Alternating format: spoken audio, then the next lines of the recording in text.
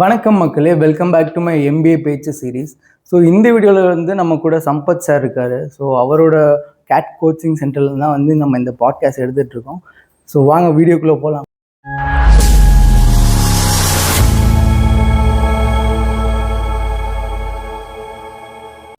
Welcome sir, welcome to MBA Tamil podcast. வணக்கம்ப்பா. உங்களை பற்றி ஆடியன்ஸுக்கு ஒரு சின்ன இன்ட்ரோ. என்னோட பேர் சம்பத். நான் வந்து கோயம்புத்தூரில் வந்து என்னோட பேரில் சம்பத் கேட் கிளாஸஸ்ன்ற பேரில் ஒரு லாஸ்ட் 9-10 இயர்ஸாக கிளாஸ் நடத்திட்டு வரேன். ஓகே. நான் வந்து 2009 to 11 IIM Kozhikode batch. IIM முடிச்சுட்டு கொஞ்சம் வருஷம் கார்ப்பரேட்டில் ஒர்க் பண்ணிட்டு இருந்தேன். அப்புறம் எனக்கு மேக்ஸ் பிடிக்கும், டீச்சிங் பிடிக்கும் அப்படின்ற ரீசன்னால் கார்ப்பரேட் கரியர்லாம் குவிட் பண்ணிட்டு ஃபுல் டைமாக இப்போ நான் வந்து இன்ஸ்டியூட் நடத்திட்டு இருக்கேன். ஃபுல் அண்ட் ஃபுல் நான் தான் ஹேண்டில் பண்ணிகிட்ருக்கேன் எல்லா டீச்சிங் ஒர்க்ஸ் எல்லாமே. Super sir. ஓகே, பட் மெயினாக இந்த ஒய்எம்பிஏ அப்படின்னு சொல்லி எல்லாத்துக்கும் நம்ம இன்டர்வியூலேருந்து ப்ரிப்பேர் பண்ணோம். ஸோ உங்களோட ஆக்சுவல் ஒய்எம்பிஏ என்னவா இருந்துச்சு? ஓகே, டு பி ஹானஸ்ட், நான் வந்து 2005 to 2009 வந்து அண்ணா யூனிவர்சிட்டி சிஇஜியில் பண்ணேன், காலேஜ் ஆஃப் இன்ஜினியரிங் கிண்டியில் பண்ணேன். அப்போ வந்து அங்கே வந்து போகிறப்போ வந்து எனக்கு இந்த ஐஎம் போகணும் அப்படின்ற அந்த தாட்டெல்லாம் இல்லை. அப்போது எங்கள் காலேஜ் படிச்சுட்டு இருக்கப்பெல்லாம் கைடன்ஸ் எல்லாம் யாருன்னா சீனியர்ஸ்ட்டை தான் போய் எல்லாமே பேசி நிறைய விஷயங்கள் பேசிகிட்டு இருக்கப்ப கேட் படிக்க சொல்லுவாங்க, அந்த கேட் எக்ஸாம் படிக்க சொல்லுவாங்க, யூபிசி படிப்பாங்க, பிளேஸ்மெண்ட்ஸ் போவாங்க. அந்த மாதிரியெல்லாம் பண்ணிகிட்டு இருக்கப்ப ஒரு சீனியர் கேட் ப்ரிப்பேர் பண்ணிகிட்டு இருக்க சீனியர்கிட்ட பேசிகிட்டு இருக்கப்ப my honest reason why I actually ended up choosing IIM. ஏன் நான் வந்து ஐஎம் போகணுன்னு நான் எதிர்பார்த்தது காரணம் என்னென்னா, ஒரு சீனியர் வந்து அங்கே ஐஎம்லாம் போனால் சேலரி நல்லா கிடைக்கும்னு சொன்னாங்க. ஹானஸ்ட்டாக அந்த ஒரு ரீசன் தான் எனக்கு அட்ராக்ட் ஆச்சு. ஸோ அப்போ வந்து என்ன சொல்கிறீங்க, ஐஎம் போனால் இவ்வளோ சேலரி கிடைக்குமா அப்படின்ற மாதிரி அது அட்ராக்ட் ஆகி தான் நான் போனேன். அதுக்கு என்ன படிக்கணும் அப்படின்னு கேட்டேன். மேக்ஸும் இங்கிலீஷும் நல்லா தெரியணும், நல்லா லாஜிக்கலாக யோசிக்கணும் அப்படின்னாங்க.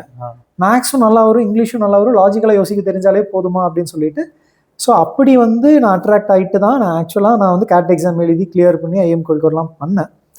ஆனால் போய் பார்த்ததுக்கு அப்புறம் தான் தெரிஞ்சது சேலரின்றது ஒரு tiny part of a lot of things that we get out there. Correct. உங்களுக்கு வந்து அங்கே வந்து ஏகப்பட்ட அதர் அட்வான்டேஜஸ் இருக்குது which you will not get anywhere. இப்போ ஃபார் எக்ஸாம்பிள், இப்போ நீங்கள் வந்து ஒரு ஸ்கூலில் ஒரு நார்மலாக நான் வந்து படித்ததெல்லாம் பழனியில், அங்கேருந்து ஒரு அண்ணா யூனிவர்சிட்டி வர்றப்ப ஒரு ஸ்கூலில் இருந்த ஒரு ஃப்ரெண்ட்ஸோட ஒரு தாட் ப்ராசஸும் Anna University College of Engineering கிண்டியில் இருக்கிற ஸ்டூடெண்ட்ஸோட தாட் ப்ராசஸுமே நல்ல சிக்னிஃபிகண்ட்டாக மாறிச்சு. ஒரு சின்ன ஒரு பசில் எடுத்து நான் ஸ்கூல் ஃப்ரெண்ட்ஸுக்கு கொடுத்தேன்னா, அந்த ஒரு பசில் வந்து ஒரு 10 பேருக்கு கொடுத்தேன்னா அதில் வந்து ஒருத்தர் தான் ரேராக அதை சால்வ் பண்ணுற மாதிரி இருக்கும். அதே பசிலை நான் கொண்டு வந்து இங்கே அண்ணா யூனிவர்சிட்டியில் கொடுக்குறப்ப 10 பேருக்கு கிட்டத்தட்ட 9 பேர் வந்து அவ்வளோ ஈஸியாக சால்வ் பண்ண ஆரம்பிக்கிறாங்க. அப்போ எனக்கு என்ன தெரிஞ்சதுன்னா, ஓகே, இங்கே இருக்கிறவங்களோட தாட் ப்ராசஸ் நம்ம நார்மலாக ஒரு ஸ்கூலில் படிக்கிறவங்களோட ஃபில்டர் ஆகி தான் இங்கே அண்ணா யூனிவர்சிட்டி மாதிரி இடத்துக்கு வந்திருக்காங்க. என்ட்ரன்ஸ் எக்ஸாம்லாம் கிளியர் பண்ணி வர்றப்ப அப்போ இவங்களோட தாட் ப்ராசஸ் கொஞ்சம் ஜாஸ்தியாக இருக்கும். அப்போ இவங்கள நான் சேலஞ்ச் பண்ணணும்னா இன்னும் இதோட ஜாஸ்தியான கொஷின்ஸ்லாம் கேட்கணுன்ட்டு என்னோட ஸ்டாண்டர்டை இன்க்ரீஸ் பண்ண ஆரம்பிச்சிட்டேன். அது மட்டும் இல்லாமல் அந்த மாதிரி ஒரு நல்ல ஒரு அண்ணா யூனிவர்சிட்டி சிஜி மாதிரி ஒரு நல்ல இடத்த நீங்கள் படிக்கிறப்ப கிளாஸில் நீங்கள் யார் பார்த்தீங்கன்னாலும் ஏதாவது ஒரு விஷயத்தில் மோட்டிவேட்டடாக இருப்பாங்க. ஒருத்தவங்க கேட்டு, ஒருத்தவங்க கேட்டு, ஒருத்தவங்க ஜிமேட்டு, ஒருத்தவங்க ஜிஆர்இ, ஒருத்தவங்க பிளேஸ்மெண்ட். அப்போ அந்த மாதிரி இடங்கள்ல நீங்கள் சும்மா இருந்தீங்கன்னாலே இன்ஃப்ளூயன்ஸ் ஆகிடுவீங்க பாசிட்டிவாக. அப்போ நம்மளும் ஏதாவது ஒன்று பண்ணலாமே, நமக்கு என்ன பண்ணலாம்னு சொல்லிட்டு 4 பேர்த்த பார்த்து நம்மளும் ஏதாவது ஒரு நல்ல விஷயம் பண்ண ஆரம்பிப்போம். அப்போ எப்படி ஒரு ஸ்கூல்லேருந்து இப்படி ஒரு காலேஜ் வர்றதே எனக்கு ஒரு ஷிஃப்ட் இன் தாட் ப்ராசஸ் ஆச்சோ, இங்கே அண்ணா யூனிவர்சிட்டியில் 800 பேர்னா அங்கேருந்து ஒரு 25 பேர் ஃபில்டர் ஆகி ஒரு நல்ல எம்ஸ் போவாங்க. அந்த மாதிரி ஒஸ்மான் யூனிவர்சிட்டி, ஐஐடி, அந்த மாதிரி என்ஐடி. தமிழ்நாட்டில் எப்படி அண்ணா யூனிவர்சிட்டியோ இந்த மாதிரி ஒவ்வொரு ஸ்டேட்ல இருக்க பெஸ்ட் யூனிவர்சிட்டிலேருந்து வருவாங்க. கரெக்ட். அப்போ அங்கேருந்து ஃபில்டர் ஆகி வர்றவங்கலாம் இங்கே வந்து உட்கார்றப்ப இங்கே இருக்கிறவங்களோட தாட் ப்ராசஸ் வந்து உங்களுக்கு ரொம்ப ஜாஸ்தியாக இருக்கும், நல்லா ரொம்ப வந்து இதாக இருக்கும். அப்போ imagine in a campus where there are 300 first year and 300 second year students, 600 பீப்புளுமே கேட் எக்ஸாம் ஒரு எக்ஸாமை கிளியர் பண்ணிட்டு ஹார்ட் ஒர்க் பண்ணிட்டு நல்ல தாட் ப்ராசஸோட வந்திருப்பாங்க. So the concentration of the geniuses in a small place உங்களுக்கு எங்கேயுமே ஆகாது. நாளைக்கு நீங்கள் என்ன மாதிரி ஒரு கார்பரேட்டில் நீங்கள் போய் ஒர்க் பண்ணாலுமே டாப் லெவலில் இருக்கவங்க மேபி இந்த மாதிரி டாப் இன்ஸ்டியூட்ஸில் வர்ற மாதிரி இருக்கலாம். பட் இவ்வளோ 600 பேருமே நல்ல சிந்தனையோட தாட் ப்ராசஸ் இந்த மாதிரி ப்ரில்லியண்ட்டாக இந்த மாதிரி ஒரு எக்ஸாம் கிளியர் பண்ணிட்டு ஒரு இடத்துல வர்றவங்க வந்து இருப்பாங்களா அப்படின்றது இட்ஸ் வெரி ரேர். ஸோ அந்த மாதிரி ஒரு எக்ஸ்போஷர் உங்களுக்கு ஒரு 2 இயர்ஸ்க்கு கிடைக்குது. அந்த ஒரு மாதிரி என்விரான்மெண்ட்டில் நீங்கள் இருப்பீங்க அப்படின்றது அது ஒரு மிகப்பெரிய அட்வான்டேஜ். அப்புறம் நெட்வொர்க்கிங் அப்படின்றது கான்டாக்ட்ஸ் பல இடங்கள்ல உங்களுக்கு யூஸ்ஃபுல்லாக இருக்கும். இப்போ நாளைக்கு வந்து இப்போ ஐஎம்கேல நீங்கள் ஐஎம்ல படிக்கிறீங்க, படிச்சுட்டு இன்னைக்கு ஒரு பிளேஸ்மெண்ட் ஆகிட்டு போயிடுறீங்க. ஒரு 5 years 10 years கழிச்சு எல்லாருமே வந்து ஜாப் போர்ட்டல் மூலமா அப்ளை பண்ணி போறது கிடையாது. இப்போ இந்த ஐஎம்கேவோட ஐஎம்ஸா இருக்கட்டும், ஐஎம்கேஆ இருக்கட்டும், எல்லா ஐஎம்ஸும் அவங்களோட அலுமினி நெட்வொர்க்னு இருப்பாங்க. அதுக்குன்ட்டு ஒரு சில போர்ட்டல்ஸ் இருக்கும். அங்கெல்லாம் ரெகுலராக ஜாப் போஸ்டிங்ஸ்லாம் போடுவாங்க. நாளைக்கு உங்களுக்கு ஒரு வேலை வேணுமா, நீங்கள் அது அவங்களோட அலுமினி நெட்வொர்க் மூலமாக உங்களுக்கு வந்து ஈஸியாக கிடைக்கும். நிறைய பேர் வந்து ஐஎம் நெட்வொர்க்ஸ் வந்து இந்த மாதிரி வேலை கிடைக்கிறதுக்கு மட்டும் இல்லாமல் அவங்களே வந்து சொந்தமாக கம்பெனிலாம் நடத்திட்டு இருப்பாங்க. இன்வெஸ்ட்மெண்ட்ஸுக்கு எல்லாமே கூட இந்த மாதிரி அலுமினி நெட்வொர்க் வந்து ரொம்ப ரொம்ப ஹெல்ப்ஃபுல்லாக இருக்கும். ஸோ அப்புறம் அந்த 2 வருஷம் இந்த மாதிரி தாட் ப்ராசஸ் இருக்கிற ஒருத்தவங்க கூட நீங்கள் ட்ராவல் பண்ணுற ஜர்னி, ஒருத்தவங்க என்ன சொல்லுவாங்க, நான் எட்டெக் கம்பெனியில் நான் போய் வேலை பார்க்குறேம்பாங்க. ஒருத்தர் என்ன சொல்லுவாங்க, நான் ஆயில் அண்ட் கேஸில் வேலை பார்க்குறேம்பாங்க. ஒரு சிலர் வந்து இல்லை நான் A&ML அந்த லைனில் நான் வந்து போய் ஒரு ஸ்டார்ட் அப் ஆரம்பிக்கலான் இருக்கேன்பாங்க. ஒருத்தர் வந்து இல்லை நான் வந்து ஒரு யூடியூப் சேனல் ஒரு வாட் எவர் அந்த மாதிரி ஒரு பர்டிகுலர். அப்போ ஒவ்வொருத்தவங்களும் ஒவ்வொரு இடத்துல இருப்பாங்க. ஒவ்வொரு பர்டிகுலர் டைரக்ஷனில் ஒவ்வொரு பர்டிகுலர் ஸ்டார்ட் அப் ஆரம்பிக்கிறதுக்கு இதோட இருப்பாங்க. ஸோ அந்த இடங்கள்ல இருக்கிறப்பயே நம்ம அந்த ஒரு இன்ஃப்ளூயன்ஸ் ஆகிடுவோம் நம்ம. அப்போ நமக்கு அந்த ஒரு exposure from our peers will be much more significant compared to anywhere else. இப்போ நீங்கள் ஒரு MBA வந்து ஒரு டாப் இன்ஸ்டியூட்டில் பண்ணுறோட பெரிய அட்வான்டேஜே என்ன அப்படின்னா, இந்தியாவோட டாப் பிரெயின்ஸ் அங்கே வந்து உட்காந்துருக்கு. அதில் நீங்களும் கேட் எக்ஸாம் கிளியர் பண்ணி போயிருந்தீங்க, நீங்களும் அதில் ஒன் ஆஃப் த பர்சன்ஸாக இருப்பீங்க. அப்போ அந்த எக்ஸ்போஷர், அவங்க கூட பேசுறது, அவங்களோட தாட் ப்ராசஸ் அதெல்லாமே இருக்கும். அண்ட் இவங்கெல்லாம் யாருன்னா இன்னைக்கு உங்க கூட கிளாஸ்மேட்டாக இருப்பாங்க. 10 years டவுன் த லைன் வந்து பார்த்தீங்கன்னா பெரிய பெரிய கம்பெனியில் நல்ல நல்ல பொசிஷன்ஸில் இருப்பாங்க. இப்போ ஃப்ளிப்கார்ட்டில் வந்து பார்த்தீங்கன்னா இந்த பிக் பில்லியன் டே ரன் பண்ணவங்க உங்க கூட படித்த ஒரு சீனியராக இருப்பாங்க. ஓலாவோட CMO வந்து பார்த்தீங்கன்னா உங்கள் கிளாஸில் படித்த ஒரு பையனாக இருப்பான். அந்த மாதிரி பெரிய பெரிய கம்பெனியில் நல்ல நல்ல பொசிஷன்ஸில் யார் இருப்பாங்க, எல்லாமே உங்கள் கூட படித்தவங்க அங்கே போகிற மாதிரி இருப்பாங்க. அண்ட் நீங்களும் வந்து அந்த ஒரு ஜர்னியில் நல்லா படித்து நல்லா ஒரு ஒர்க் பண்ணியிருந்தீங்கன்னா நீங்களும் அந்த மாதிரி ஒரு பொசிஷன் இருப்பீங்க. ஸோ இந்த ஒரு எக்ஸ்போஷர், இந்த ஒரு நெட்வொர்க்கிங், இந்த விஷயங்கள் வந்து சேலரியை தாண்டி நமக்கு வந்து கிடைக்கக்கூடிய பல அட்வான்டேஜஸ். ஸோ இது ஆனால் நான் அதுக்காக போகலை. நான் அந்த டைம்ல நமக்கு இருந்த மெச்சூரிட்டி படி சேலரி நிறைய கிடைச்சா நல்லா இருக்கும்ன்ற மாதிரி யோசிப்போம். ஸோ அது ரீசனால தான் போனேன். அதுவும் இருந்தது, அதையுமே நான் டினை பண்ண மாட்டேன். இப்போ நீங்கள் சொன்னதுல மெயினாக நம்ம வந்து கேட் கிளியர் பண்ணாதான் இந்த மாதிரி டாப் ஸ்கூல் போக முடியும். அதனால நீங்கள் உங்கள் ப்ரிப்பரேஷன் ஜேர்னி இருக்குது. ஏன்னா அது நீங்கள் 2008 எழுதியிருப்பீங்க. ஸோ அப்போ இந்த கேட் எக்ஸாம்லாம் எப்படி இருந்துச்சு? ப்ரைமரி டிஃப்ரென்ஸ் என்னன்னு பார்த்தீங்கன்னா 2-3 டிஃப்ரென்ஸ். ஃபஸ்ட்டு வந்து என்னென்னா, இப்போ ரீசெண்ட் மோர் தென் அ டிகேடாக கேட் வந்து ஒரு டிஜிட்டல் எக்ஸாமாக இருக்குது. அந்த டைமில் வந்து பார்த்தீங்கன்னா it was a paper paste exam. And paper paste எக்ஸாமில் அது எப்படி இருந்தது அப்படின்னா ஒரு 2.5 hours பேட்டர்ன், 2.5 hours இது. ஒவ்வொரு செக்ஷனுக்கும் ஆக்சுவலாக வந்து செக்ஷனல் கட் ஆஃப்ன்றது செக்ஷனல் டைம் லிமிட் கிடையாது.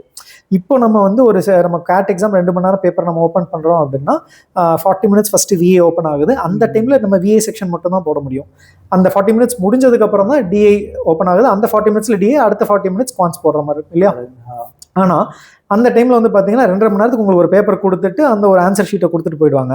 அந்த ஆன்சர் ஷீட்னா அந்த OMR ஷீட், அந்த ஷீட் கொடுத்துட்டு போயிடுவாங்க. அதில் நம்ம வந்து மார்க் பண்ணுற மாதிரி இருக்கும். அந்த 2.5 மணி நேரத்தில் it is up to us to decide how much time we have to allocate for each and every section. ஒரு சிலர் வந்து பார்த்தீங்கன்னா ஈக்குவலாக 3 செக்ஷனுக்கும் 50 நிமிஷம் அலோகேட் பண்ணுவாங்க. உங்கள் ஸ்ட்ராங் அப்போ எனக்கு ஆக்சுவலாக அந்த டைமில் வந்து குவான்ஸ் அண்ட் DI மட்டும் தான் என்னோட ஸ்ட்ரென்த் நினச்சிட்டு இருந்தேன். Later I went on to realise வர்பலும் நல்லா வருதுன்ட்டு. பட் அந்த டைமில் குவான்ஸ் அண்ட் DI என்னோட ஸ்ட்ரென்த்தாக இருக்கிறதுனால அந்த செக்ஷன் அதில் வந்து உங்களுக்கு என்னென்ன சேலஞ்சஸ் இருந்ததுன்னா, உங்களோட டிசிஷன் நீங்கள் எந்த செக்ஷன் வந்து ஸ்டார்டிங்கில் அட்டன் பண்ணலாம் அப்படின்ற மாதிரி.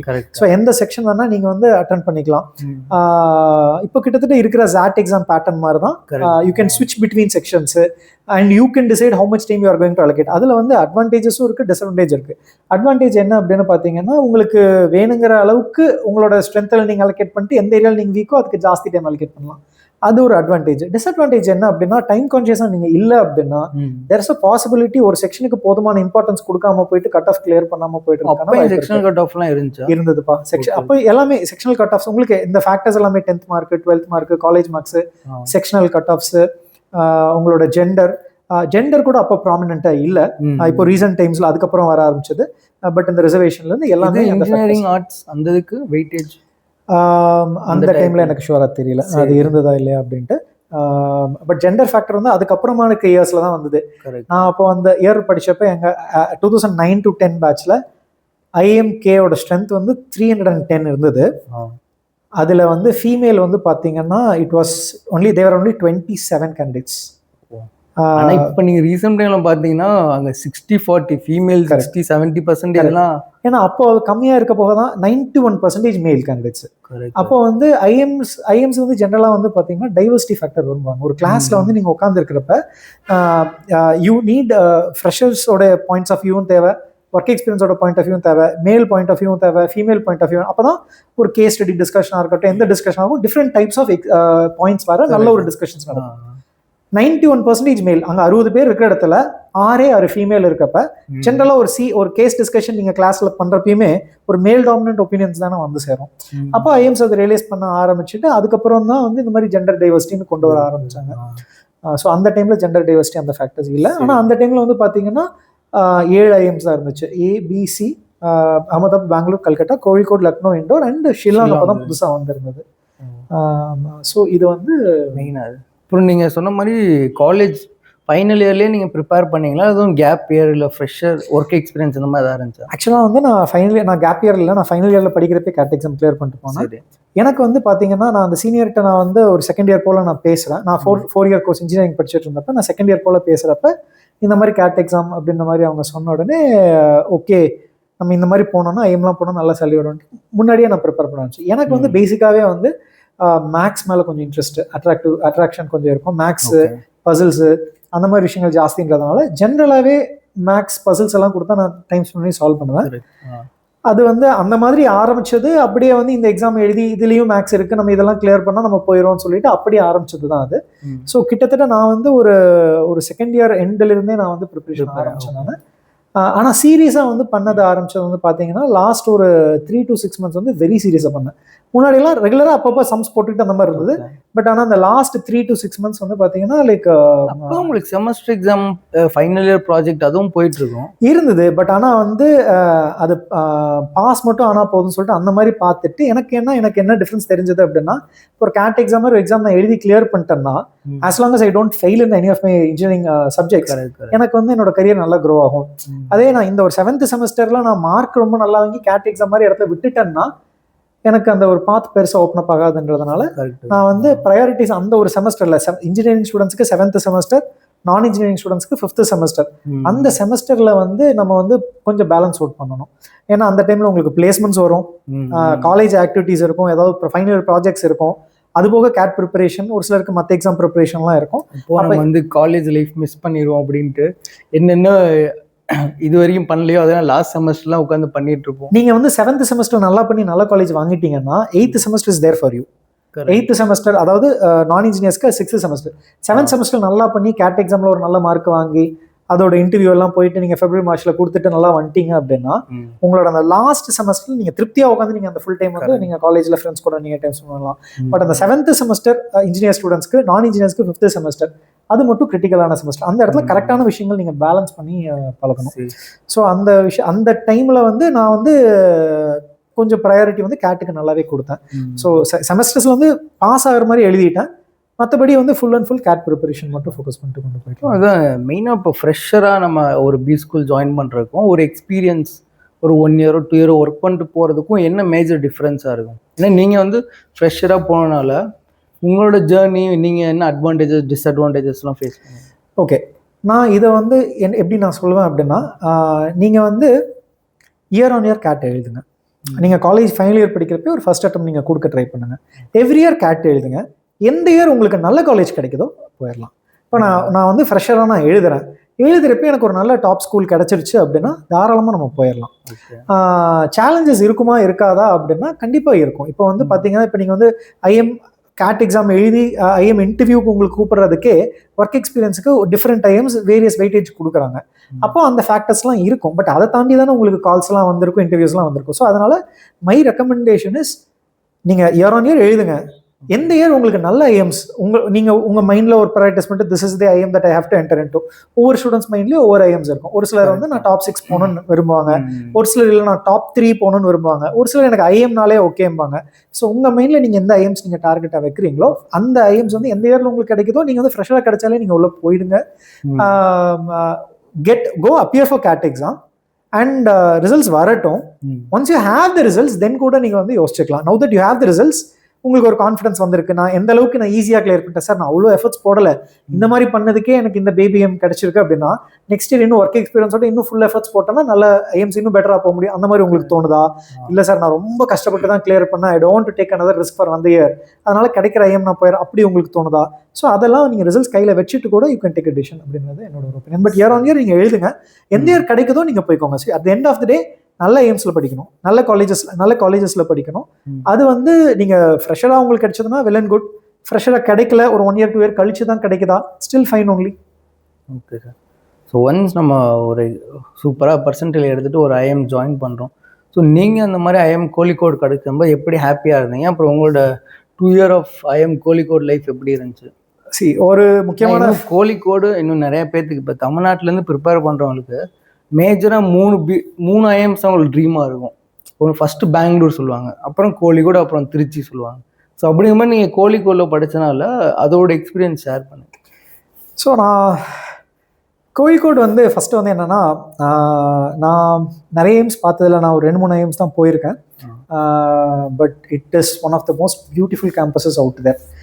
இப்போ எப்படின்னா உங்களுக்கு கோழிக்கோட்லேருந்து ஒரு 18 kilometers பக்கத்தில் குன்னமங்கலம்னு ஒரு ஏரியாவில் ஒரு கிட்டத்தட்ட ஒரு மலையை வந்து ஒரு கேம்பஸ்குள்ளார வந்து ஒரு மலையவே வச்சுருப்பாங்க. அந்த மலை தான் உங்கள் என்டையர் கேம்பஸே. அது நீங்கள் வந்து அதுவும் எஸ்பெஷலி நீங்கள் அந்த காலேஜ் என்ட்ரு ஆகிற சமயத்தில் அந்த ஜூன் ஜூலை சமயத்தில் கேரளாவோட கிளைமேட்டுக்கும் அந்த மலைக்கும் அந்த greenish and reddish, you will literally be staying in such a beautiful resort மாதிரி வந்து ஒரு அவ்வளோ அழகான ஒரு இடத்துல இருப்பீங்க. But unfortunately IIM life will be so hectic that அந்த அழகை என்ஜாய் பண்ணுறது உங்களுக்கு டைம் கிடைக்காது. நீங்கள் கொஞ்சம் ஆக்குபைடாக இருப்பீங்க. You can try to balance things out. It's such a beautiful place. But நம்ம ஒரு ரிசார்ட்டுக்கு போகிறப்ப நம்ம ஃப்ரீயாக இருக்கிற மாதிரி அந்த அளவுக்கு நம்ம இருக்க மாட்டோம். நமக்கு இங்கே ஆக்டிவிட்டீஸ் நம்ம எங்கேஜாக இருப்போம். நம்ம ஐஎம்கேல வந்து பார்த்தீங்கன்னா ஐஎம்கேன்ட்டு இல்லை, for that matter any IEMs நீங்கள் போகிறீங்கன்னா, எஸ்பெஷலி நான் படித்ததெல்லாம் ஸ்கூலிங்ஸ்லாம் பழனி, இன்ஜினியரிங் பண்ணது அண்ணா யூனிவர்சிட்டி சென்னை. அப்போ எல்லாமே தமிழ்நாட்டுக்குள்ளே ஏரியா நான் பண்ணதுனால ஐஎம்கே வாஸ் மை ஃபஸ்ட்டு நான் Tamil institution that I ended up study.